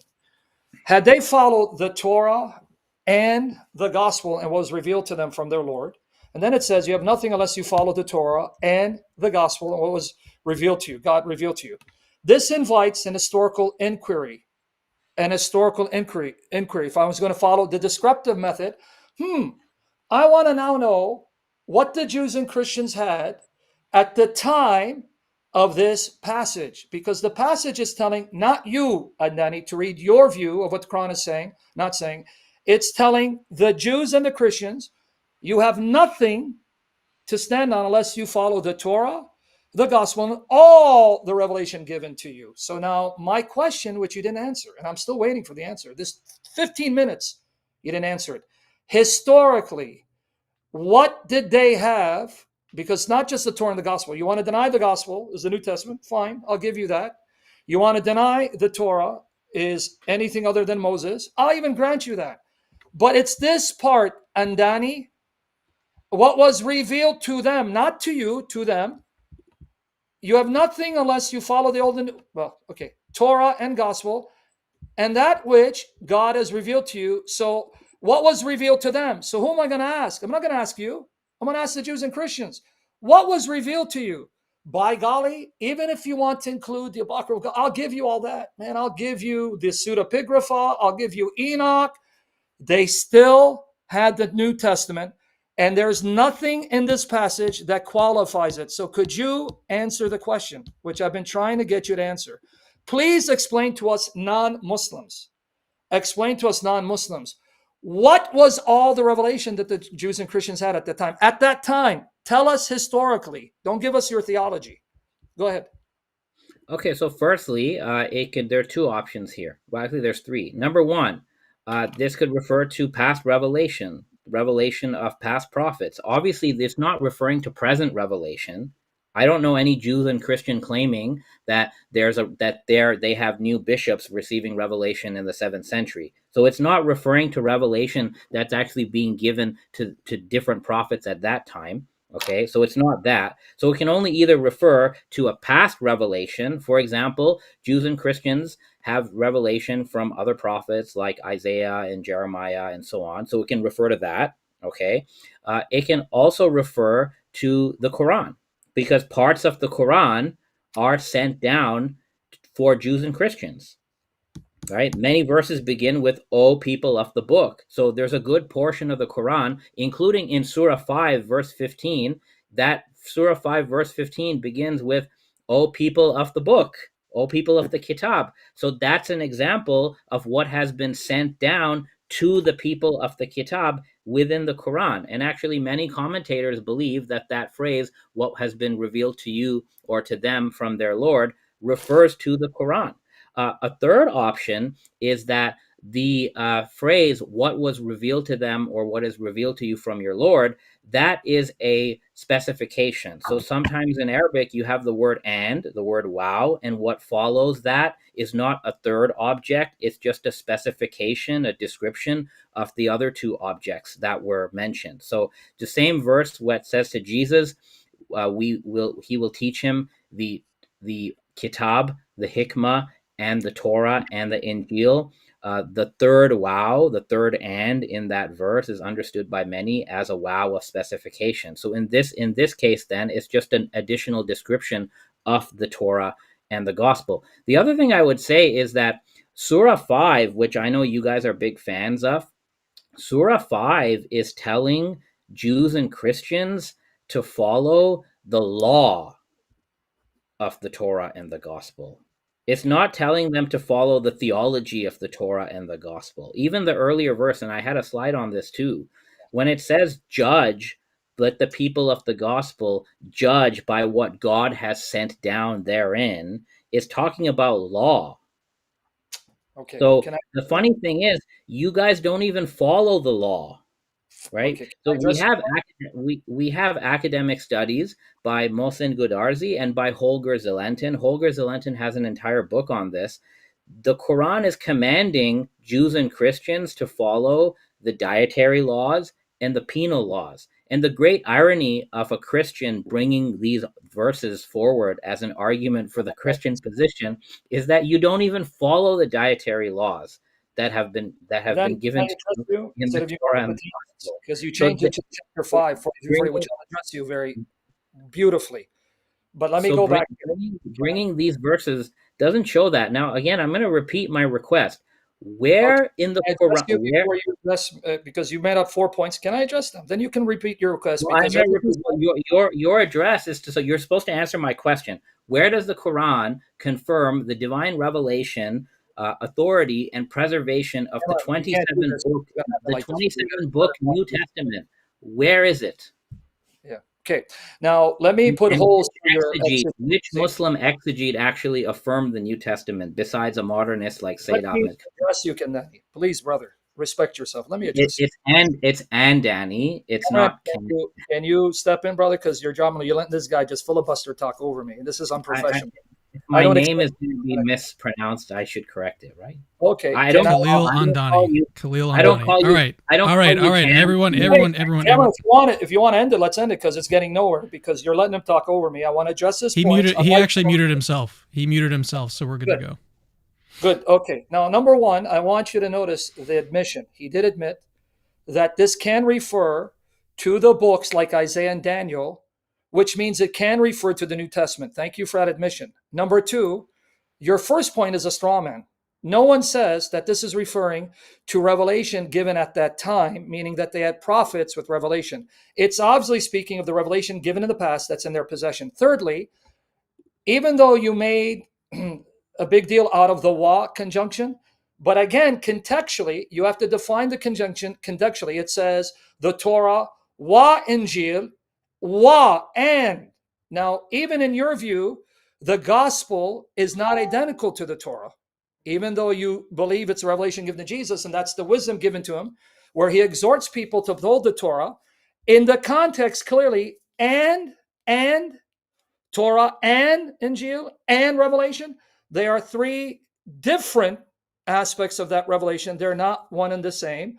Moreover, even if you want to include the Quran, even if you want to say it's saying, hey, it's the Quran, you got to follow the Quran, still, that would entail following everything they had, not just the Quran. And since you went to the commentators, guys, did you hear it? He went to the commentators. Let's see. You went to the commentators, but you're going to say, well, I'm an Ismaili, and let's go to academics. Let's quote this academic here and there. All right. So let's see. It concedes your interpretation, but also it says this, right? If they had observed the Torah and Gospel, if they had accepted what is in the Torah and Gospel, demonstrate the traits and description of Muhammad contained therein, and that which was revealed unto them from the Lord, and had they elucidated that which their Lord had explained to them in the Torah and Gospel, it is also said that this means if they had believed that all the scriptures and messengers are from their Lord.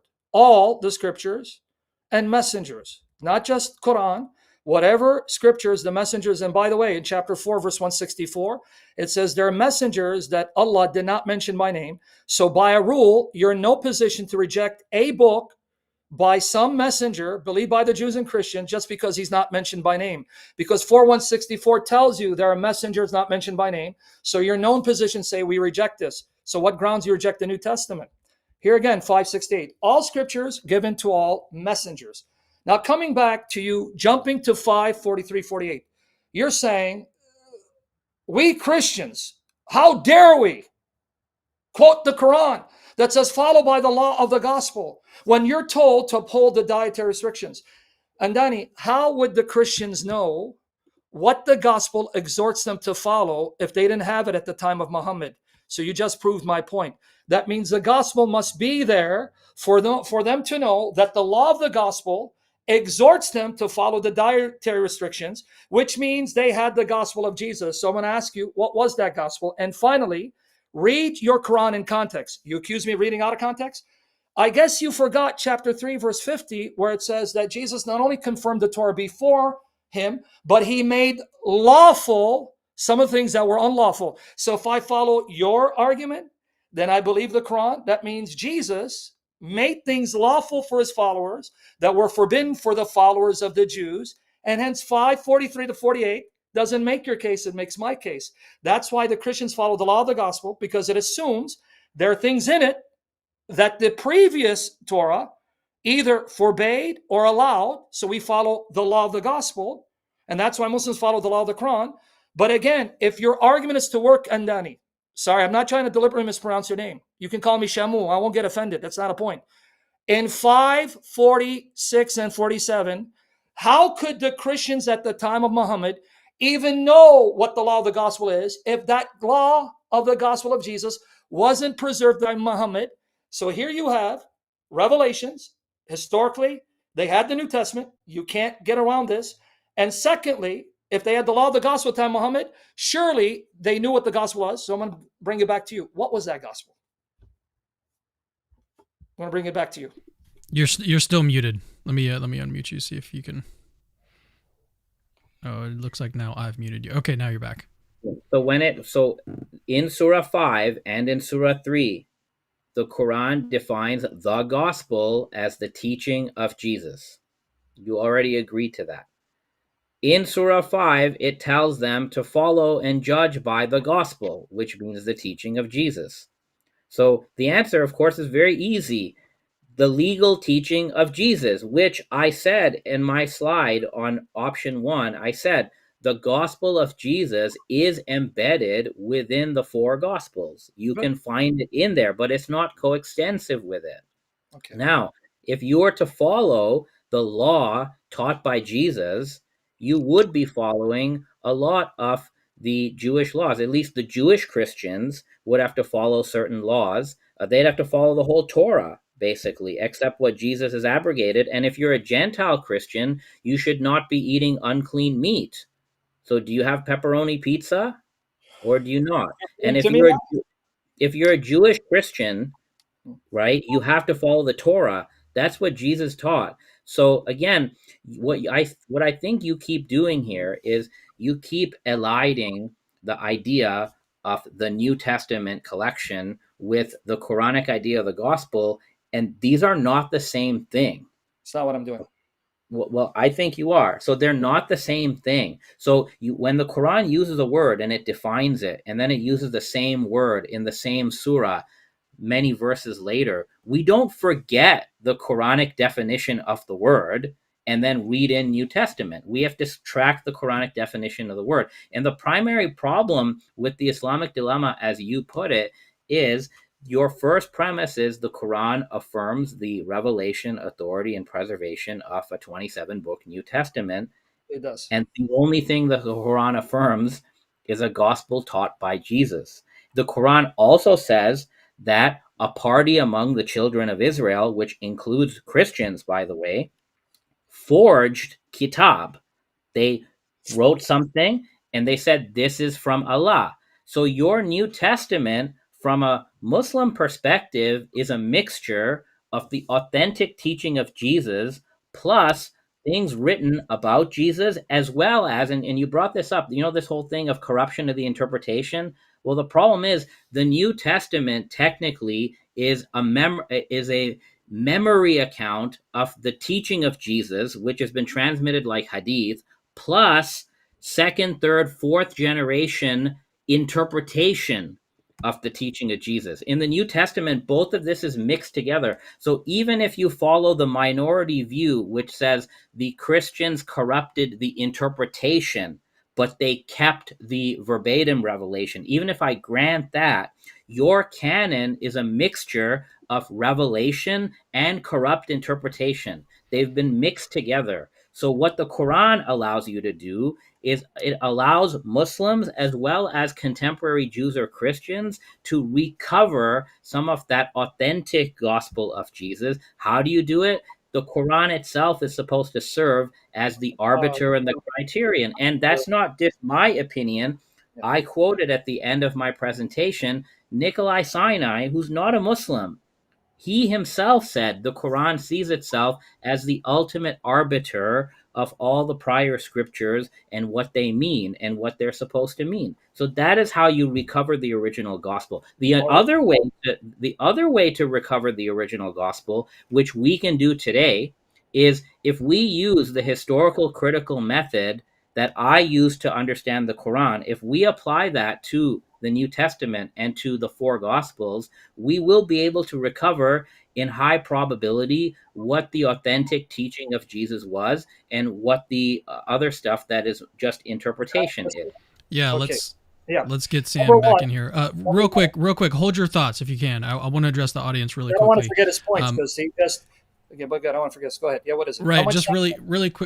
really quickly. That's the thing, is that I need to discuss timing and go into some Q&A really quickly. So if you Okay. guys do want to send in a super chat, that's the way to ask your question. We're about to transition to Q&A in just a little bit here. Well, so Okay. one thing, just for the sake of a good discussion. So, look, we and Sam, we don't see eye to eye on this, and that's okay. That's fine. I would be interested if Sam is up for it. Sam, you've said, for example, and this is just an opportunity for me, right, Before to you pick chat it with. up, can I address you so I don't forget your points and you can ask me later? Because Sure, I want to okay. get your points. Okay. Number one, no one. The Quran is not talking about you, what you can do today. See, you're again either not listening to the argument and you're throwing out smoke and mirrors. The Quran is talking to the Christians at the time, Muhammad. You're not living at that time. So it is irrelevant what critical scholarship in the 21st century think they can do in recovering the gospel. You're not the audience of the Quran. It's referring to the Christians at the time of Muhammad. So to then read back into that modern historical critical scholarship or historical methods to try to find the gospel, that's anachronistic. That's the first error in your logic. Secondly, you then applied a passage where it says that the children of Israel, a part of them, wrote a book of them, and then ipso facto, that includes the Christians. Where did you get that from? It's about the children of Israel. But even if I grant that to you, you're accusing me of reading the Quran selectively. You're the one reading the Quran selectively. Because there may have been a party who did that, but the same Quran says, chapter 3, 113 and 114, not all of them are alike. So I'm using the Quran to refute your taking verses out of context. And I'm the Christian. You're the one supposed to be doing that. Not all of them are alike. Of the people of the book are a portion that stand for the right. They rehearse the signs of God all night long, and they prostrate themselves in adoration. They believe in God and the last day. They enjoin what is right, forbid what is wrong. They hasten in emulation all good works. They are in the ranks of the righteous. And then 3199. And there are certainly among the people of the book those who believe in God in relation to you and in relation to them, bowing in humility to God. They will not sell the signs of God for miserable gain. For them is a reward with their Lord, and God is swift in account. So even if I grant the way you read into that text, children of Israel means the Christians, that's a group of them. But there was another group that would not sell the signs, that recited their revelation, and supposedly also believe in the Quran. I'll even grant that. I'm very generous and charitable. So that didn't help your case. But now 547, let the people of the gospel judge by what God had revealed therein.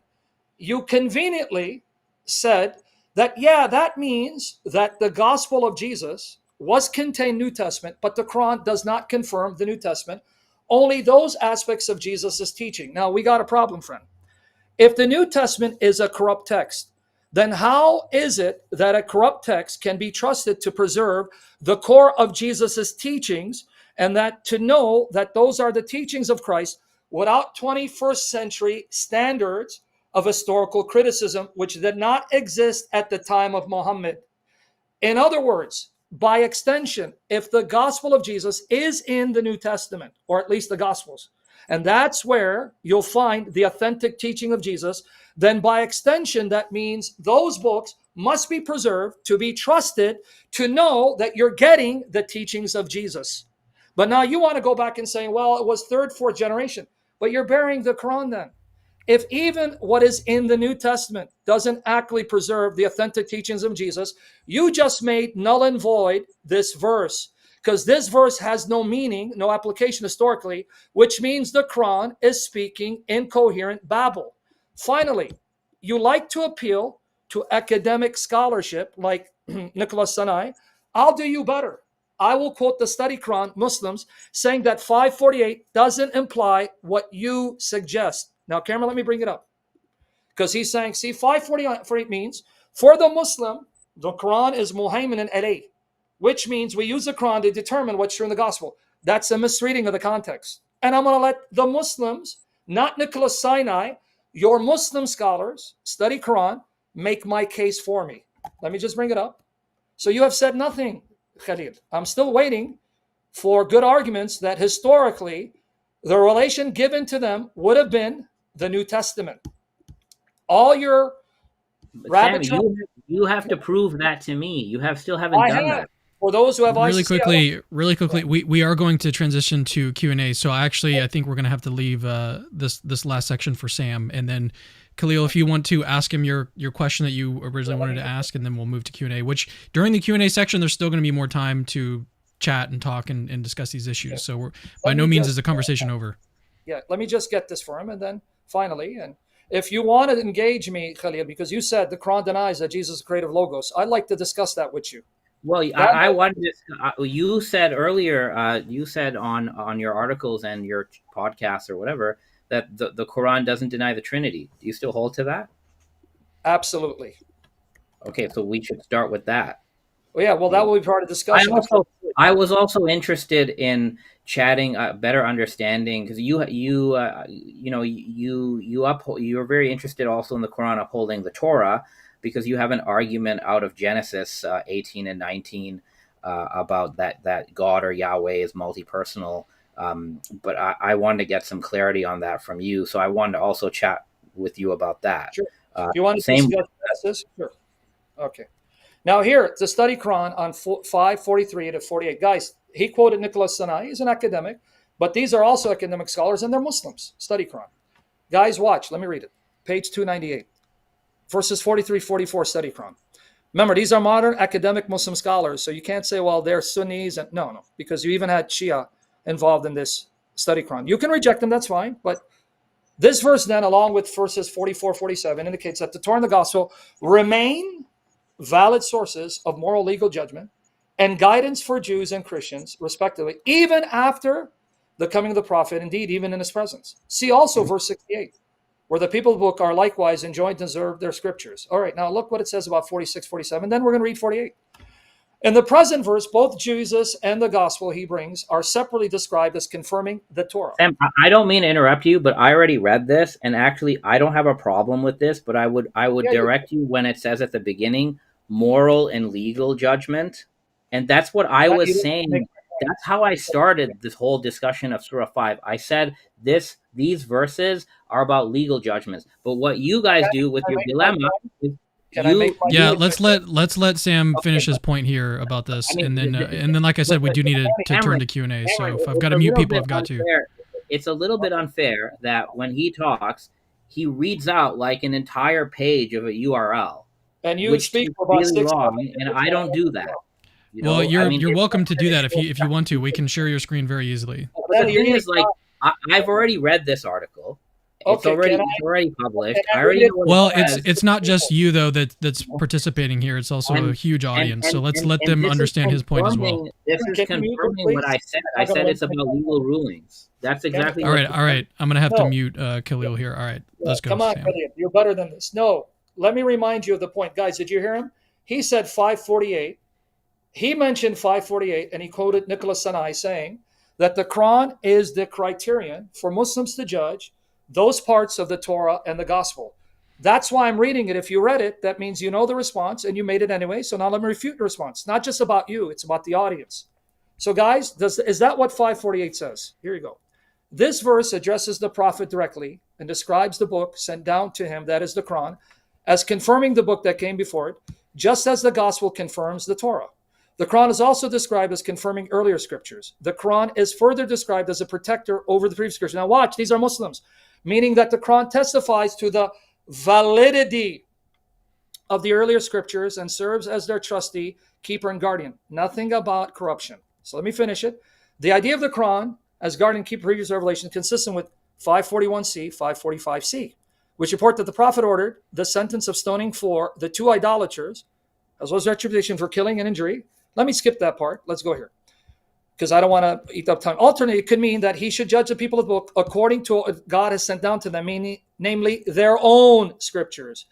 The Quran, being the criterion, is telling Muhammad, tell them to follow their scriptures, exactly the context of 543 to 47. Does an incident discussed in verses 41, 43. Although verses 41, 47 taken together suggestibility of the Jews and Christians judging by their own scriptures, and thus continuing spiritual guidance to be found in those scriptures. The verse goes further by asserting the provincial nature of different religious communities and their distinct laws and practices. You can give me Nicholas Sinai, I'll give you the Muslim scholars of study Quran that disagree. So there you go. And I didn't say, just correct it, I know you said legal judgments, but again, how can they know what the legal judgments of Jesus are if they don't have his authentic gospel? I think it's over by now, but go ahead. You can have the final word.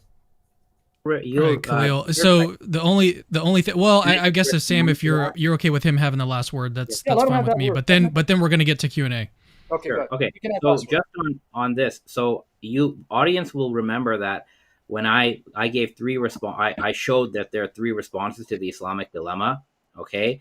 Now, Sam, I appreciate you cited the study Quran, but they are the minority view. They're part of response number 2. Okay. So you're not really telling me anything I don't already know. I know who the authors of the study Quran are. They are perennialists, and they also say in their commentary that the New Testament doesn't teach the Trinity.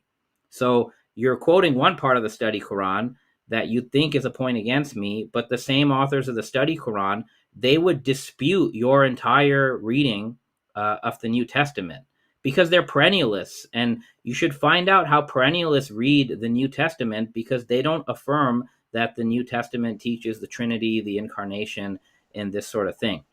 But again, they're part of a minority opinion. Now, I sort of don't remember exactly what else you were saying before. I did say Surah 5 is about legal matters. Now, the question of how is a Christian in the time of Muhammad supposed to understand what the legal teachings are? Well, it's very simple, okay? He goes into whatever he has. He finds the words of Jesus. Jesus has legal teachings.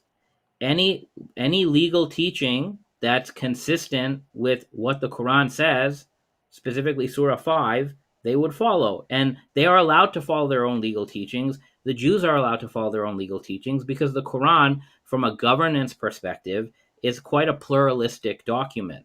It doesn't want to force Jews and Christians to follow the law of Prophet Muhammad, so it allows them to follow the laws that they have. Now, as for this term Muhayman in the Quran, again, Nikolai Sinai represents an academic critical perspective, and when he says Muhayman means the arbiter, that's from that perspective. The study Quran people are representing a perennialist perspective, which is the minority view that the New Testament or the 4 Gospels are preserved, and they're entitled to their opinion. But theirs is not an academic opinion. Theirs is a partisan opinion. And if you want to follow their partisan opinion, that's fine, Sam, but you still have to then deal with this other issue of the interpretation of the Torah that you have, the interpretation of the New Testament, because there's a lot of academic scholarship that would say that the Trinitarian reading of the New Testament is just not historically true, that this is just a later back projection onto the text. Similarly, your Trinitarian reading of Genesis, where you say there's 2 Yahwehs in Genesis 19, right? We can talk about that if you want. I think it's a very tenuous reading.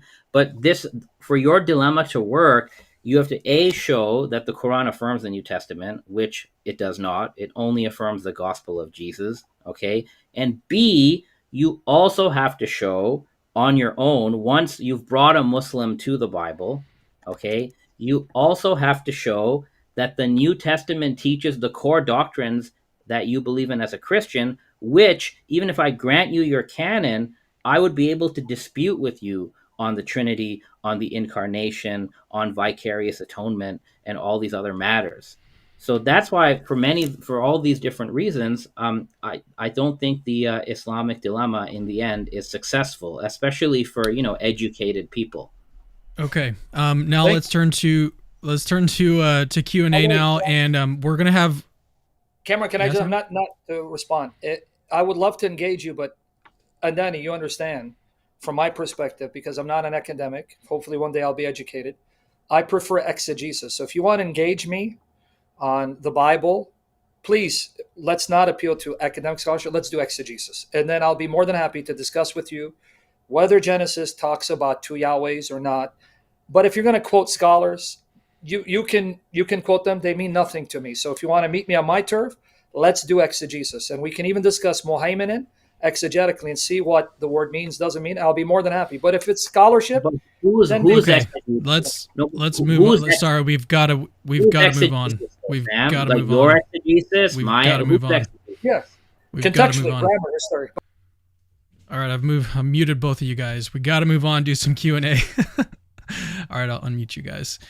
So what I want to do, because there's an opportunity here to just speak past each other and go way too long. We've got a lot of super chats we need to get to. So let's do 2-minute responses, whoever it is addressed to, and then a 1-minute counter response, and that's it. Okay, no more responses past that. Cam, how many do So you have, whoever by it's the way? addressed to, do what? How many do you have? Because I want to know how much time you got. Because I have to also discuss with someone after this, so I just want to know how much time. Oh, I've got about 30, a little bit over 30 Okay, minutes. let's go through them. Because I know you got to go and I got to meet someone. I got to speak to someone. So, so this one is addressed to Sam. So, for example, he's going to get 2 minutes of a response, and then Khalil will get a 1-minute response after that counter response, and then we'll move to the next super chat. All right. So this first one is, Sam, do you believe that Moses wrote the Pentateuch? Of course, I believe he wrote the bulk of it because that's the position of the Old Testament writers and the New Testament writers, irrespective of what modern critical scholarship says. That's why I'm not impressed with modern critical scholarship. Simple and to the point. All right. That was easy. All right. Khalil, anything to say in response? Look, I think that not only does modern scholarship doubt that Moses wrote the Pentateuch, but even if we put that aside and we do our own exegesis, if we open up the Pentateuch and we find all the mentions of Moses writing something, it'll never actually say Moses wrote the Pentateuch. The only thing it says is that Moses wrote down the law or the Torah, and that's referring to specific laws that you'll find in, say, Deuteronomy, maybe in Exodus. But you'll never find anything in the Pentateuch itself that says Moses wrote 5 books or that Moses even wrote the book of Genesis. So I know Sam doesn't care about scholarship, but I care, and I think your audience cares about scholarship. There's a scholar, Professor Ralston, professor of Semitic languages at George Washington University, and he has an online article which is very good. He actually says that the Pentateuch itself does not present itself as being written by Moses, but as an anonymous account about the history of the world. And he's not going by this sort of secular stuff that Sam doesn't like. He's saying, look, if we picked up the Pentateuch and we read it on its own terms, we wouldn't find that Moses wrote it. All right, let's move on to the next question. Another question from Bobby. And this one I think is addressed to Sam.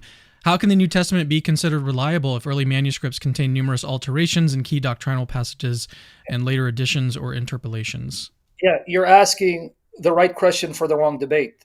I can grant the fact, and I want Khalil to hear me carefully, I can grant the fact New Testament's corrupt, and yet the Quran confirmed the New Testament, which means the Quran is wrong. That's the dilemma. If you say the New Testament is full of variations, and Andani, Dr. Andani, I'm not trying to mispronounce your name, he deals with academic scholarship. He's aware of the qirat and the ahruf and the variations. We can have a field day when it comes to variations. But to stick on the topic, if the New Testament manuscripts are corrupt, that means the Quran is false. That's the part of the dilemma.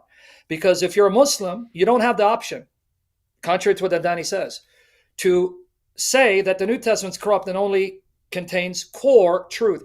The Quran doesn't argue that way. The Quran says whatever the Christians and Jews had, that's the uncorrupt, preserved words of God. I'm arguing from the context of the Quran, not from outside sources. So if the New Testament's corrupt, Muhammad is a false prophet. New Testament preserved, Muhammad is a false prophet. Welcome to the wonderful world of the Islamic dilemma. All right, and Donna, you've got 1 minute. Yeah, so again, the Quran never authorizes the New Testament. So even if you go beyond the manuscript problem, you have a canonization problem. The New Testament wasn't canonized as 27 books until the 4th century.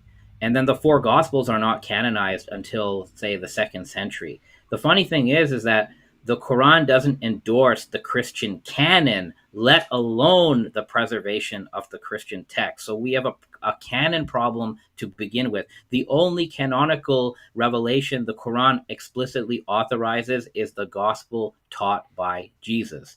And the Quran says that the people of the book mixed truth with falsehood. So the New Testament is a mixture of authentic revelation and false interpretation.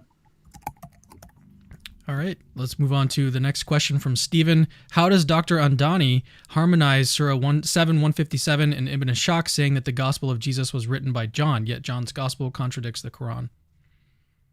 Before I 2 minutes. answer and use the time, can I put up a slide or no? Yeah, that is possible. Go ahead and share your screen. Give me 1 second here.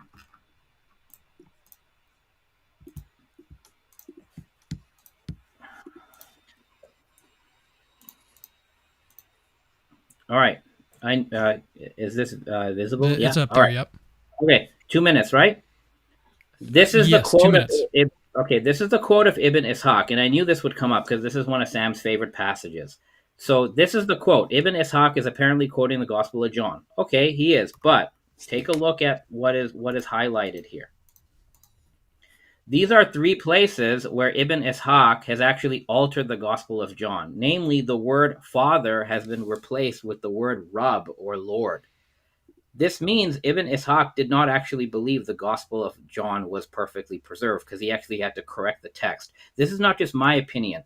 Sidney Griffith, who's a Catholic scholar, Sidney Griffith says that Ibn Ishaq firstly subscribes to the Quranic idea of the gospel because he speaks of the gospel in this quote as what was revealed to Jesus, okay? And number 2, Sidney Griffith notes that Ibn Ishaq doesn't believe the Gospel of John is fully preserved because he had to correct the Gospel of John, and Ibn Ishaq did that because Ibn Ishaq follows the Quranic view, which in the view of Sidney Griffith is that the Christians actually have corrupted their scriptures. So Sam, you should really stop using Ibn Ishaq as one of your favorite quotes because the scholarship doesn't agree with you, and neither does Ibn Ishaq.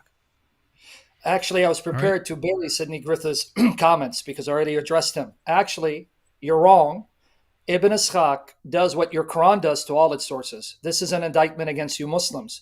You do the very thing the Quran accuses Jews and Christians. You'll quote the sources of Jews and Christians, but you will not quote them in those aspects where it shows that Muhammad is a false prophet. For example, the Quran will quote the infancy gospel narratives of Jesus, where the baby Jesus talks about him being the Word of God, right, and the Son of God sent into the world. But then, lo and behold, your Quran comes and changes the words of Jesus, saying, I'm a prophet and a slave of Allah. That's an indictment against you Muslims, that you do not find it something against your own standards of integrity and truth to change the wording to make it agree with your theology. And if Ibn Ishaq did not believe that John was authentic, that only buries him. Why? Because how does he know those parts that he didn't change are authentic? Arguing in a circle, and contrary to your assertion, Ibn Ishaq confirms the authority of Scripture. Debate me on it. All right, from King, Jesus loves you, Sam Shamoun from Malaysia.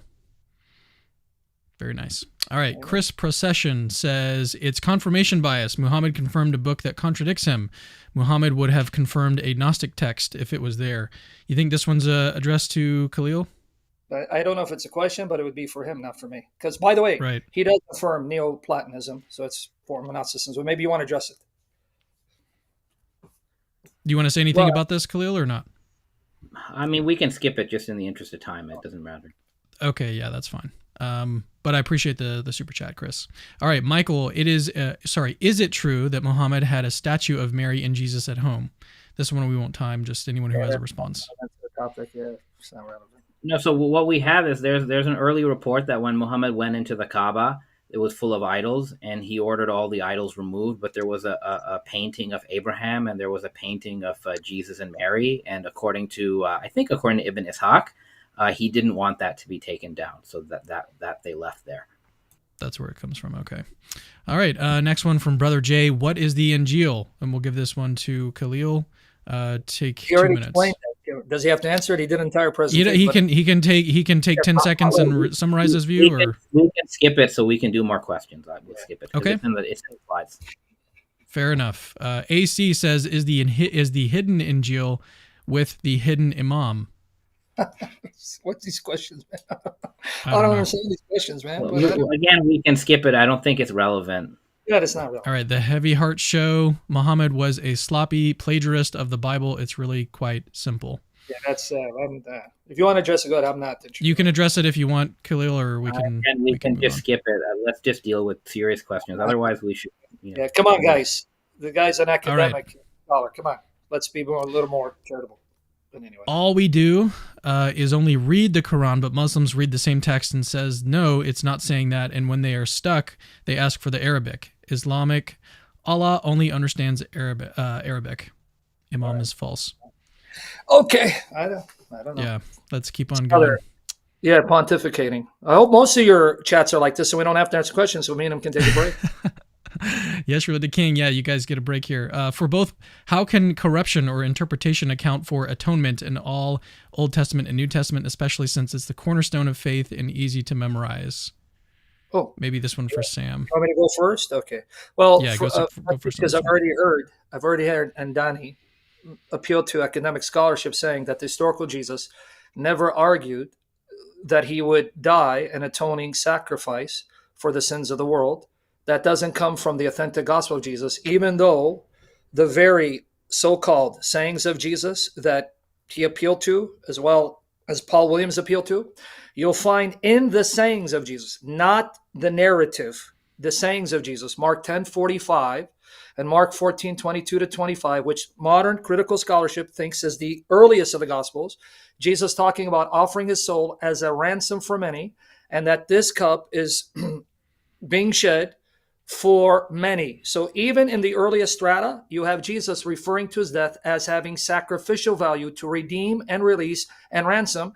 But now what happens is they'll explain away saying, well, that's not an authentic saying of Jesus. That was interpolated by Mark.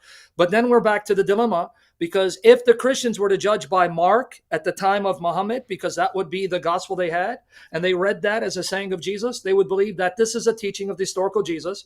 So if it's not a teaching of the historical Jesus, that means the Quran is wrong again. So we're back to the Islamic dilemma. And okay, and here's the way out of that dilemma. So the Quran explicitly denies that anybody bears the burden of another person or bears the sin of another person. So the Quran as a criterion would show the Christians in the 7th century that Jesus could not have taught that. Furthermore, the academic scholarship on this by James Dunn says that Jesus himself never taught that his death was a vicarious atonement sacrifice. In addition to that, the Christians have a dilemma. Luke Acts nowhere teaches that the death of Jesus is a vicarious atonement for sin. And you believe the author of Luke is an inspired author. So even if Mark taught that it's an atonement for sin, but the fact that Luke doesn't teach that it's an atonement for sin, you have one inspired author in contradiction with another inspired author. And this is the Christian atonement dilemma. All right, let's move on to the next super chat from Apostate Prophet. Khalil, how do you... Hang on, let me see if I can get this looking right. How do you explain that the earliest... Go ahead, I'm sorry. I'm going to do a debate review after this. How do you explain that the earliest Christian texts, including the epistles, clearly say that Jesus is the Son of God who died for our sins? That's number one. Number two, what is the Injeel, the good news? What exactly did Jesus promise? So maybe the earliest extant Christian texts do teach that. I think Paul did teach that, and some of the epistles do. But the early Jewish Christians, led by James, the brother of Jesus, they did not believe that Jesus died for sins. In fact, Jesus himself didn't believe it. And as I said, the author of the Gospel of Luke and the book of Acts, he doesn't believe that Jesus died for sins. And one other corroboration of that is the early Jewish Christians, after the resurrection of Jesus, they continued to practice the Torah. They continued to go to the temple and offer sacrifices there. But if Jesus' death was an atoning sacrifice for sins, why would the early Jewish Christians, after Jesus' resurrection, continue the Torah and continue temple sacrifice to the point they even forced Paul to perform a Nazarite sacrifice?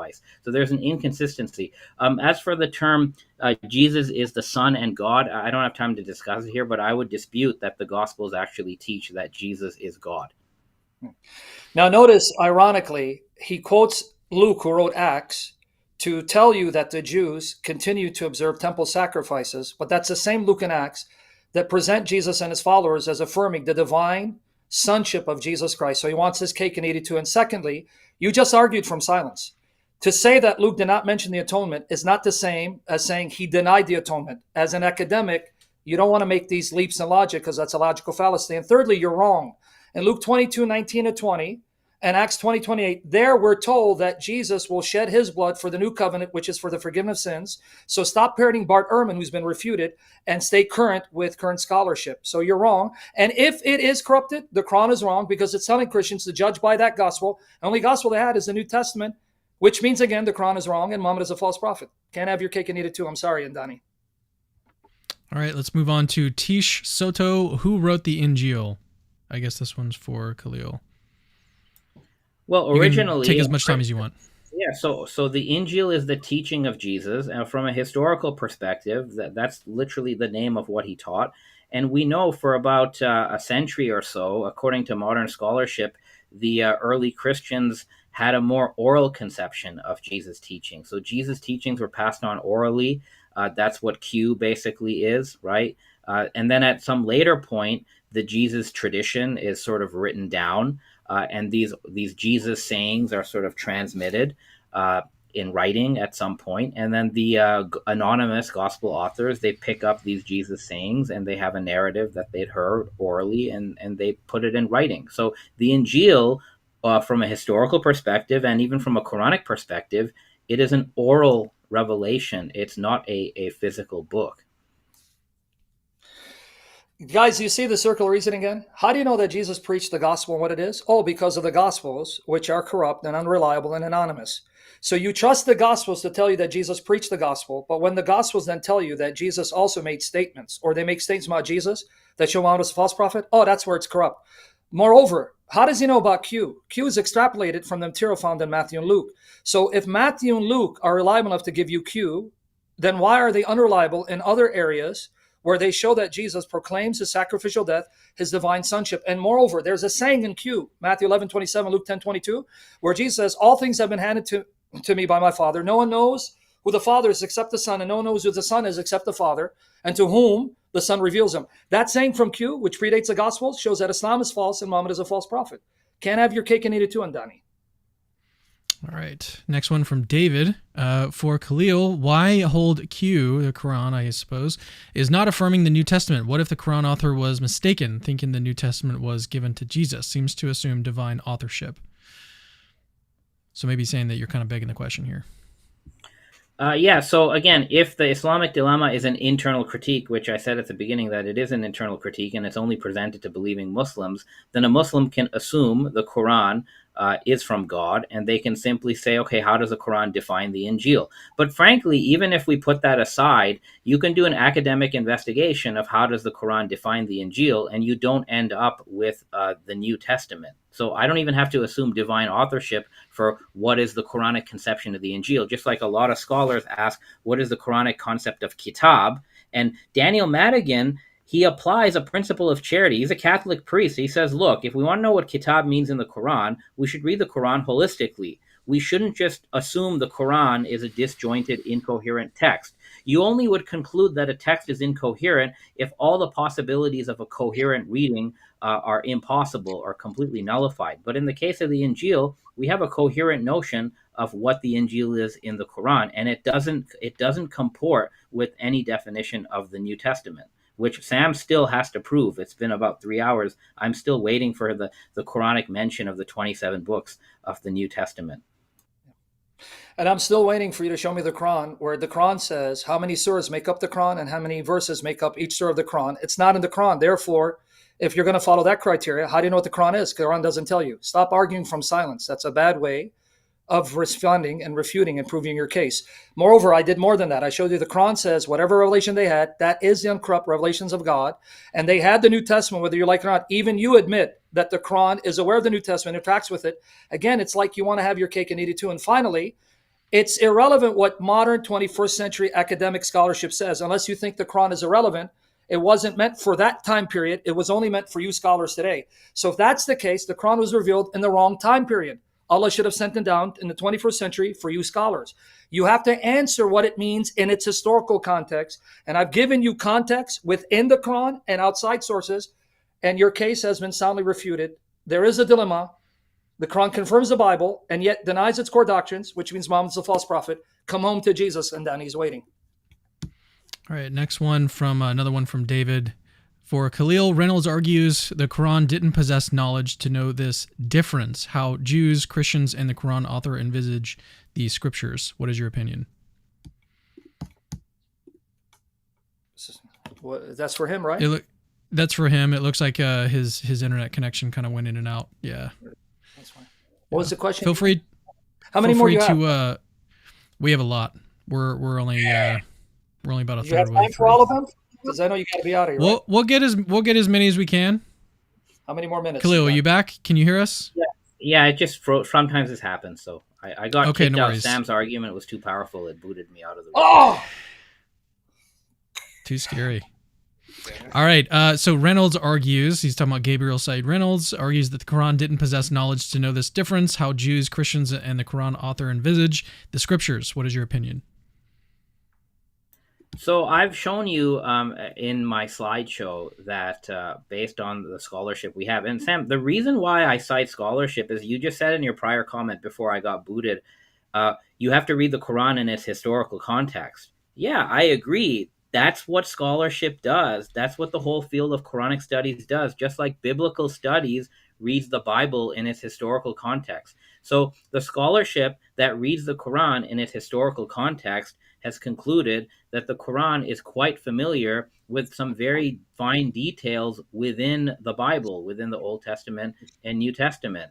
So based on, say, the findings of Imran al-Badawi, which shows the Quran interacts with the Gospels, even at a textual level, I think the author of the Quran does know what Jews and Christians think about their scriptures, and it knows to the extent where the Quran can correctly identify that their scriptures that they have are a mix of man-made revelation and actual revelation. And this is a conclusion that modern scholarship only until recently corroborated when it tells us that Moses didn't really write the Pentateuch, right? Jesus didn't actually say everything that is attributed to Jesus in the New Testament. The Quran is already saying this in a religious context 1400 years ago, and now modern scholarship, much of whom is by Christians, is saying the same thing. So contrary to the Islamic dilemma, a lot of modern scholarship is a confirmation of certain Quranic critiques of the scriptural corpus of Jews and Christians. And I think the reason why Sam doesn't like to cite scholarship is because most of the scholarship would go against his own beliefs. Now, I noticed that he wants to respond to my response. We can do this all day, but I'm going to address what you just said. Contrary to what you just asserted, I also appeal to modern scholarship, but I don't swear by them because they're not my prophets or my messengers or my rightly guided imams. They can be mistaken. So, no, I have quoted scholars, but at the same time, you have to go to the Quran itself. And if you want to now know how the Quran was understood historically, you don't start with 21st century scholarship. You have to see how the Quran is being defined and explained and see if there's a consensus or they're all over the map. So again, I don't deny the importance of scholarship, but you swear by scholarship and you live by it. It's like they are your rightly guided imams. But more than that, you keep saying that Moses didn't write the bulk of the Pentateuch because he wrote in the third person. Well, that means Allah did not inspire the Quran because Allah speaks of himself in the third person. That means Jesus could not have uttered the words attributed to him in the Gospels because he speaks of himself in the third person. See, this is what happens when you blindly follow scholarship and not see how people spoke and wrote in their historical context. All right, David sent in another one, but we're going to move on to another super chat here from the Heavy Heart Show. The Quran can't be read holistically because it is full of contradictions. It's not an option. Khalil, I guess that's for you. I mean, we should just skip this. This is not even a question. It's just an assertion. So, yeah, let's get to the all right question. Yeah, this next one is not a question either. I'll still put it on the screen. People can read it if they'd like to. All right, this one is a question for Khalil. Does the scientific miracle, that's not on topic. We might as well skip that one. Yeah, let's keep on going here. I think you only have 13 more minutes, huh? Brother Kramer, you got to head out, right? We'll see. Yeah. I've got 13 minutes. I can go a little bit past that, maybe 5 or 10 past that. So we'll get to as many as we can. Don't mind if I go off camera, right? Or walk around, right? As I listen, because I'll be listening. But yeah, no, that's fine. All right, go ahead. That's fine. This is for me, right? Yes. Yeah, I think this one's for you. The topic is the Islamic dilemma, not the Christian dilemma. Stop being up the 27 books and stick to the topic. Okay. Not a question, but yeah. All right. Okay, I think it's for me. I'll take your advice. I repent. I'll make Toba, I guess.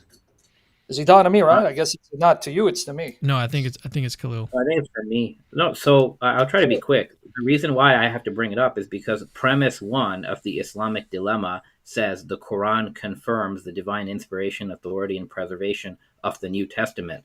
Now, the New Testament is a library of 27 books that were canonized in the 4th century, over 300 years after Jesus. So, my solution to the Islamic dilemma is to attack premise one. And that's basically what I do. I show that there's no positive case in the Quran that affirms premise one, basically. And then what the Quran does affirm, which is just the gospel of Jesus, that definition or concept of gospel doesn't match a 27 book canon. So I didn't call that premise one refutation the Christian dilemma. I just refer to the fact that you need the burden of proof is on the Christian to show that the Quran affirms a 27 book New Testament canon, which it clearly does not. Once that premise is destroyed, the Islamic dilemma basically collapses onto itself. And the thing is that a Christian like Sam has no way of even validating the 27 book canon as being from God except by appealing to circularity. Sam has to say that the 27 books are true revelation because the church said it. But then if I ask him to prove the authority of the Roman Catholic Church, he's going to have to appeal to arguments out of the 27 books. So he has to presuppose the 27 books are from God. So that then leads to a sort of a Christian circularity dilemma. But that's not what I was arguing during the presentation. No, actually, I'll appeal to the Quran if I'm speaking to a Muslim, because according to chapter 3, verse 55, 61:14, if you believe the Quran is divine and you believe Allah cannot lie, he swore that the followers of Jesus would be victorious, and he gave them victory, and they dominated over the unbelievers, and he'd empower them to be victorious till the day of resurrection. So if the Quran is true, then the true church prevailed, and the true church looks nothing like Islam, because the true church held to the 27 books of the New Testament and the books of the Old Testament and affirmed the Trinity. And you actually proved my case. Guys, I want you to keep hearing what he says. It wasn't until the 4th century the New Testament canon was finalized. Well, by the time Muhammad, that means they knew what the canon was. And since Muhammad is appealing to his contemporaries, not to the 4th century, his contemporaries would know when he says, you are to uphold the Torah and the gospel, all the revelation given to you, means you uphold your New Testament, because that's God's word. But if we do that, Muhammad is a false prophet and antichrist. And I'm not saying to disrespect, I'm just saying theologically, and he has to go. That's why the Islamic dilemma.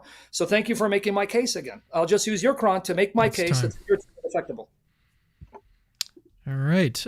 This next one is not a question, but I'm going to read it out, and then if anyone wants to comment, feel free. This one was a very substantial super chat. The secular Jewish and Christian scholarship of Larry Hurtado, Metzger, Andrei Orlov, Hengel, Boyarin, Schaefer, Siegel, etc., is well received and destroys the deconstructionist nonsense Muslims, atheists, and Gnostics go to as the academic consensus.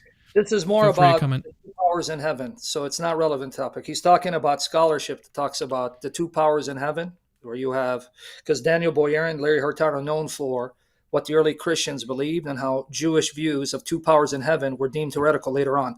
I don't really think it's relevant, but unless Professor Andani wants to address it, this is about the 2 powers in heaven, which we, hopefully, God willing, will have a discussion on in the future. We didn't talk about that today, so we can skip it. Yeah, so at this point, I am going to have to be a little bit more selective with these super chats. I do want to thank everyone for sending them in, but I will have to kind of go through and just try to select ones that are going to be relevant for the rest of the program. So Apostate Prophet sends one in. He says, why in the world would Jews and Christians rely on Muhammad and Islam to decide what is and is not authentic in their own text? Isn't my book decides which parts of your book are authentic a clear fallacy? Why don't we give this one to Sam to answer first? Yeah, well, to represent to Steelman, Professor Andani's position, he's actually saying that in response to us, we're saying that the Quran confirms the Old and New Testament scriptures and yet contradicts those scriptures, and therefore the Quran must be false. His response is, no, it doesn't. For a Muslim who believes in the Quran is the criterion for them to determine which parts of the previous revelations remain intact or corrupt, and therefore the Quran is ultimate authority for them. So I'm trying to steelman his position. So again, that was the debate. Does it only affirm parts of the Bible or all of it? And does it acknowledge a New Testament or not? That was the debate. So I hope I did a good job representing your position. Khalil, if you got anything to say in response, feel Yeah, so free. I would simply say that for starters, just to answer the question, Surah 5 says that Jews and Christians came to Muhammad to obtain legal rulings. That's like that whole section of Surah 5 is about that. Now, why did they come to him in the first place? It's not historically clear why, but they did. So the Quranic answer to the Jews and Christians who don't follow Muhammad religiously, they probably followed him politically, and they said they wanted to give legal rulings. The Quran said, look, like for your legal rulings, you should go to the laws that you have, basically. And the Quran authenticates these laws because it actually cites laws that are still found in the extant Old Testament and New Testament. So again, the Quran is validating parts of the Christian and Jewish canon, but not the whole. But my question is, there's nothing illogical about an author agreeing That's with a time. portion of another author and disagreeing with the other portion. As an academic, like we do this all the time, and no one accuses me of being in an academic dilemma to do that. All right, next one from Mike Q. Didn't the Christian monks who supposedly encountered Muhammad have the 27 New Testament books and all Old Testament books as revealed revelation? God bless Sam and Cam. So for me, I think that's for Khalil. Yeah, Khalil. So, I mean, we don't have a lot of historical data on who these Christian monks were. The Christians at the time had a canon, although, as you know, Orthodox, later Protestants, Catholics, they had not finalized the canon until much later, right? But there is a canon. The thing is, the New Testament doesn't exist in Arabic. So in Arabia, the New Testament is not some available book. It's not like a 27 book volume that's floating around over there at the time.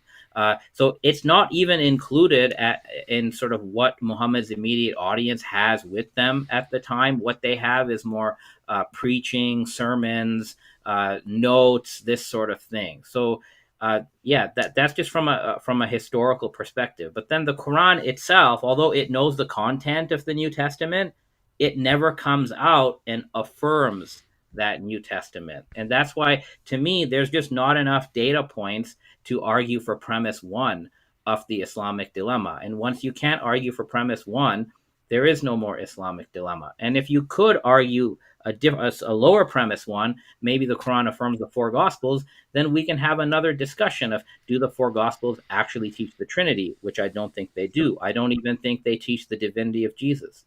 sure. But we can do that next time. Yeah. In response, notice again, he acknowledges. I want you to hear this acknowledgement. The Quran is aware of the New Testament, interacts with it, but his only complaint is it doesn't come out and say the New Testament or say 27 books. But that's an argument from silence. It's like me saying, well, the Quran doesn't mention what the Quran is, how many surahs will make up the Quran, how many verses each surah is composed thereof. That's not in the Quran. So therefore, how do you know that everything that you claim is the Quran is actually the Quran?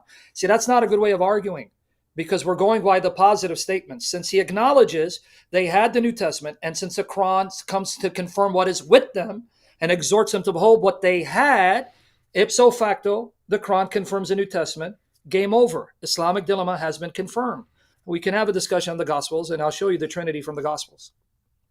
Yeah, this next one is actually on that topic, so feel free to go into it if you want. If the canon was added to so much, how come there is first century explicit and implicit reference to Christ as God, two powers theology, proto-trinity, and the Didache? Paul appeals to this as though already extant. Can we defer to a future discussion on that, on the Didache? We can absolutely do that. I just wanted to give you guys an opportunity. We can do that. If we can agree, maybe have the Gospels, yeah. Fair enough. Let me scoot down and get to another question that I saw down here that is actually on topic. According to John, as this person, Khalil, the Islamic dilemma is not exactly a critique of Islam as such, but of the Quran, which becomes a problem for Islam. You can't assume the Quran is coherent a priori. Precisely. Actually, you do assume that any text under analysis, you offer it the principle of charity. We do this with every text. If we assume that the Quran is incoherent a priori, then that, like, you've already, it's a foregone conclusion. It's just special pleading.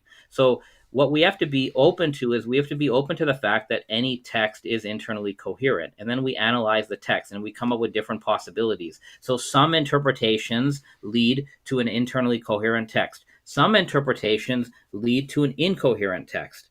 And when you have a possibility of a coherent text and there's a basis for that, then you can easily go with that, right?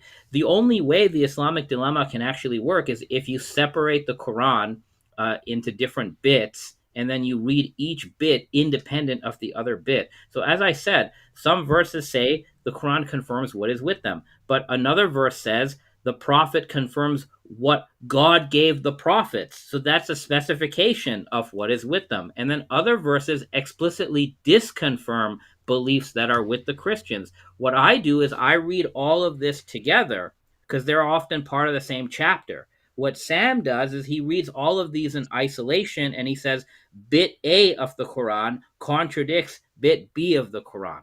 Now, he's free to do that, but as an academic and as like a neutral party, we would always apply the principle of charity. And that's how I would read, the Gospel of Mark as one text or the Gospel of Luke as one text. Like nobody would make this sort of argument with the Bible because I think we can be much more charitable as Muslims to other books. We don't try to find like these artificial contradictions, which is what the Islamic dilemma tries to do.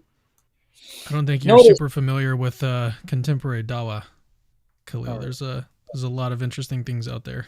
I'm just joking around. Sorry about that. Go ahead, Sam. Thanks for cutting me off, Cameron. Is he paying you? You're welcome. All right. Eventually, I'm going to lose weight like you. But anyway, notice, and then in his argument, he assumes the Quran. He assumes what the Quran is. He assumes how many chapters make up the Quran. He assumes that these chapters consist of X number of verses in order to assume that it needs to be read charitably and try to see that it's consistent, not assume that it's inconsistent. But that's begging the question. You have to assume the Quran in order to apply the principle of charity of the Quran. But how do you know what the Quran is? Because your entire argument is the Quran never mentions a New Testament.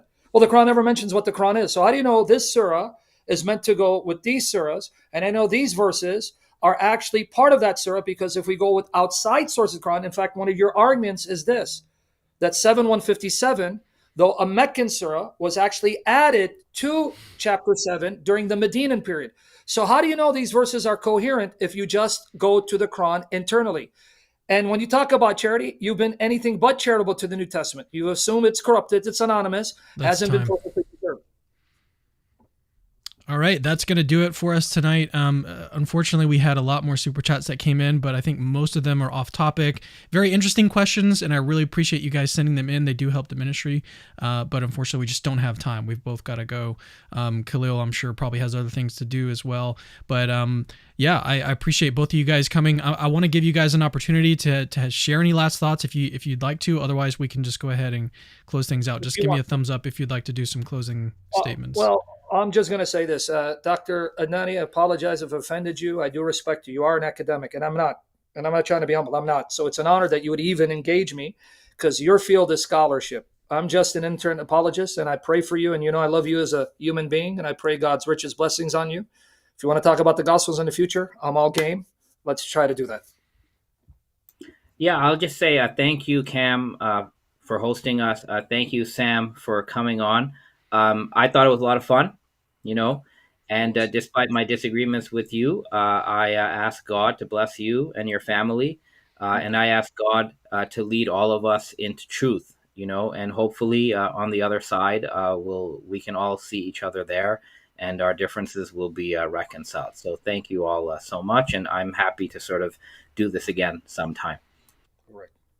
All right. Thank you guys for watching. We'll see you in the next Capturing Christianity video very soon. See you.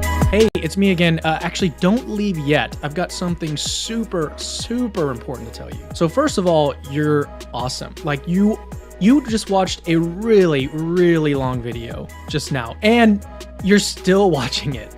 That is actually pretty amazing. Secondly, we have hundreds, literally hundreds of other apologetics related videos for you to watch on our channel. Go check them out. I've interviewed exorcists, hosted debates between Christians and atheists. I've even made response videos to atheists. All of that is available on our channel. Go check it out. third, I rely on people that see value in my work, people like you that watch videos to the very end, to keep the lights on around here. Literally, this is how I feed my family. So if you see value in the work that I do, please consider supporting this ministry and becoming a patron. Links to that are in the description. Oh, and have I mentioned that Christianity is true?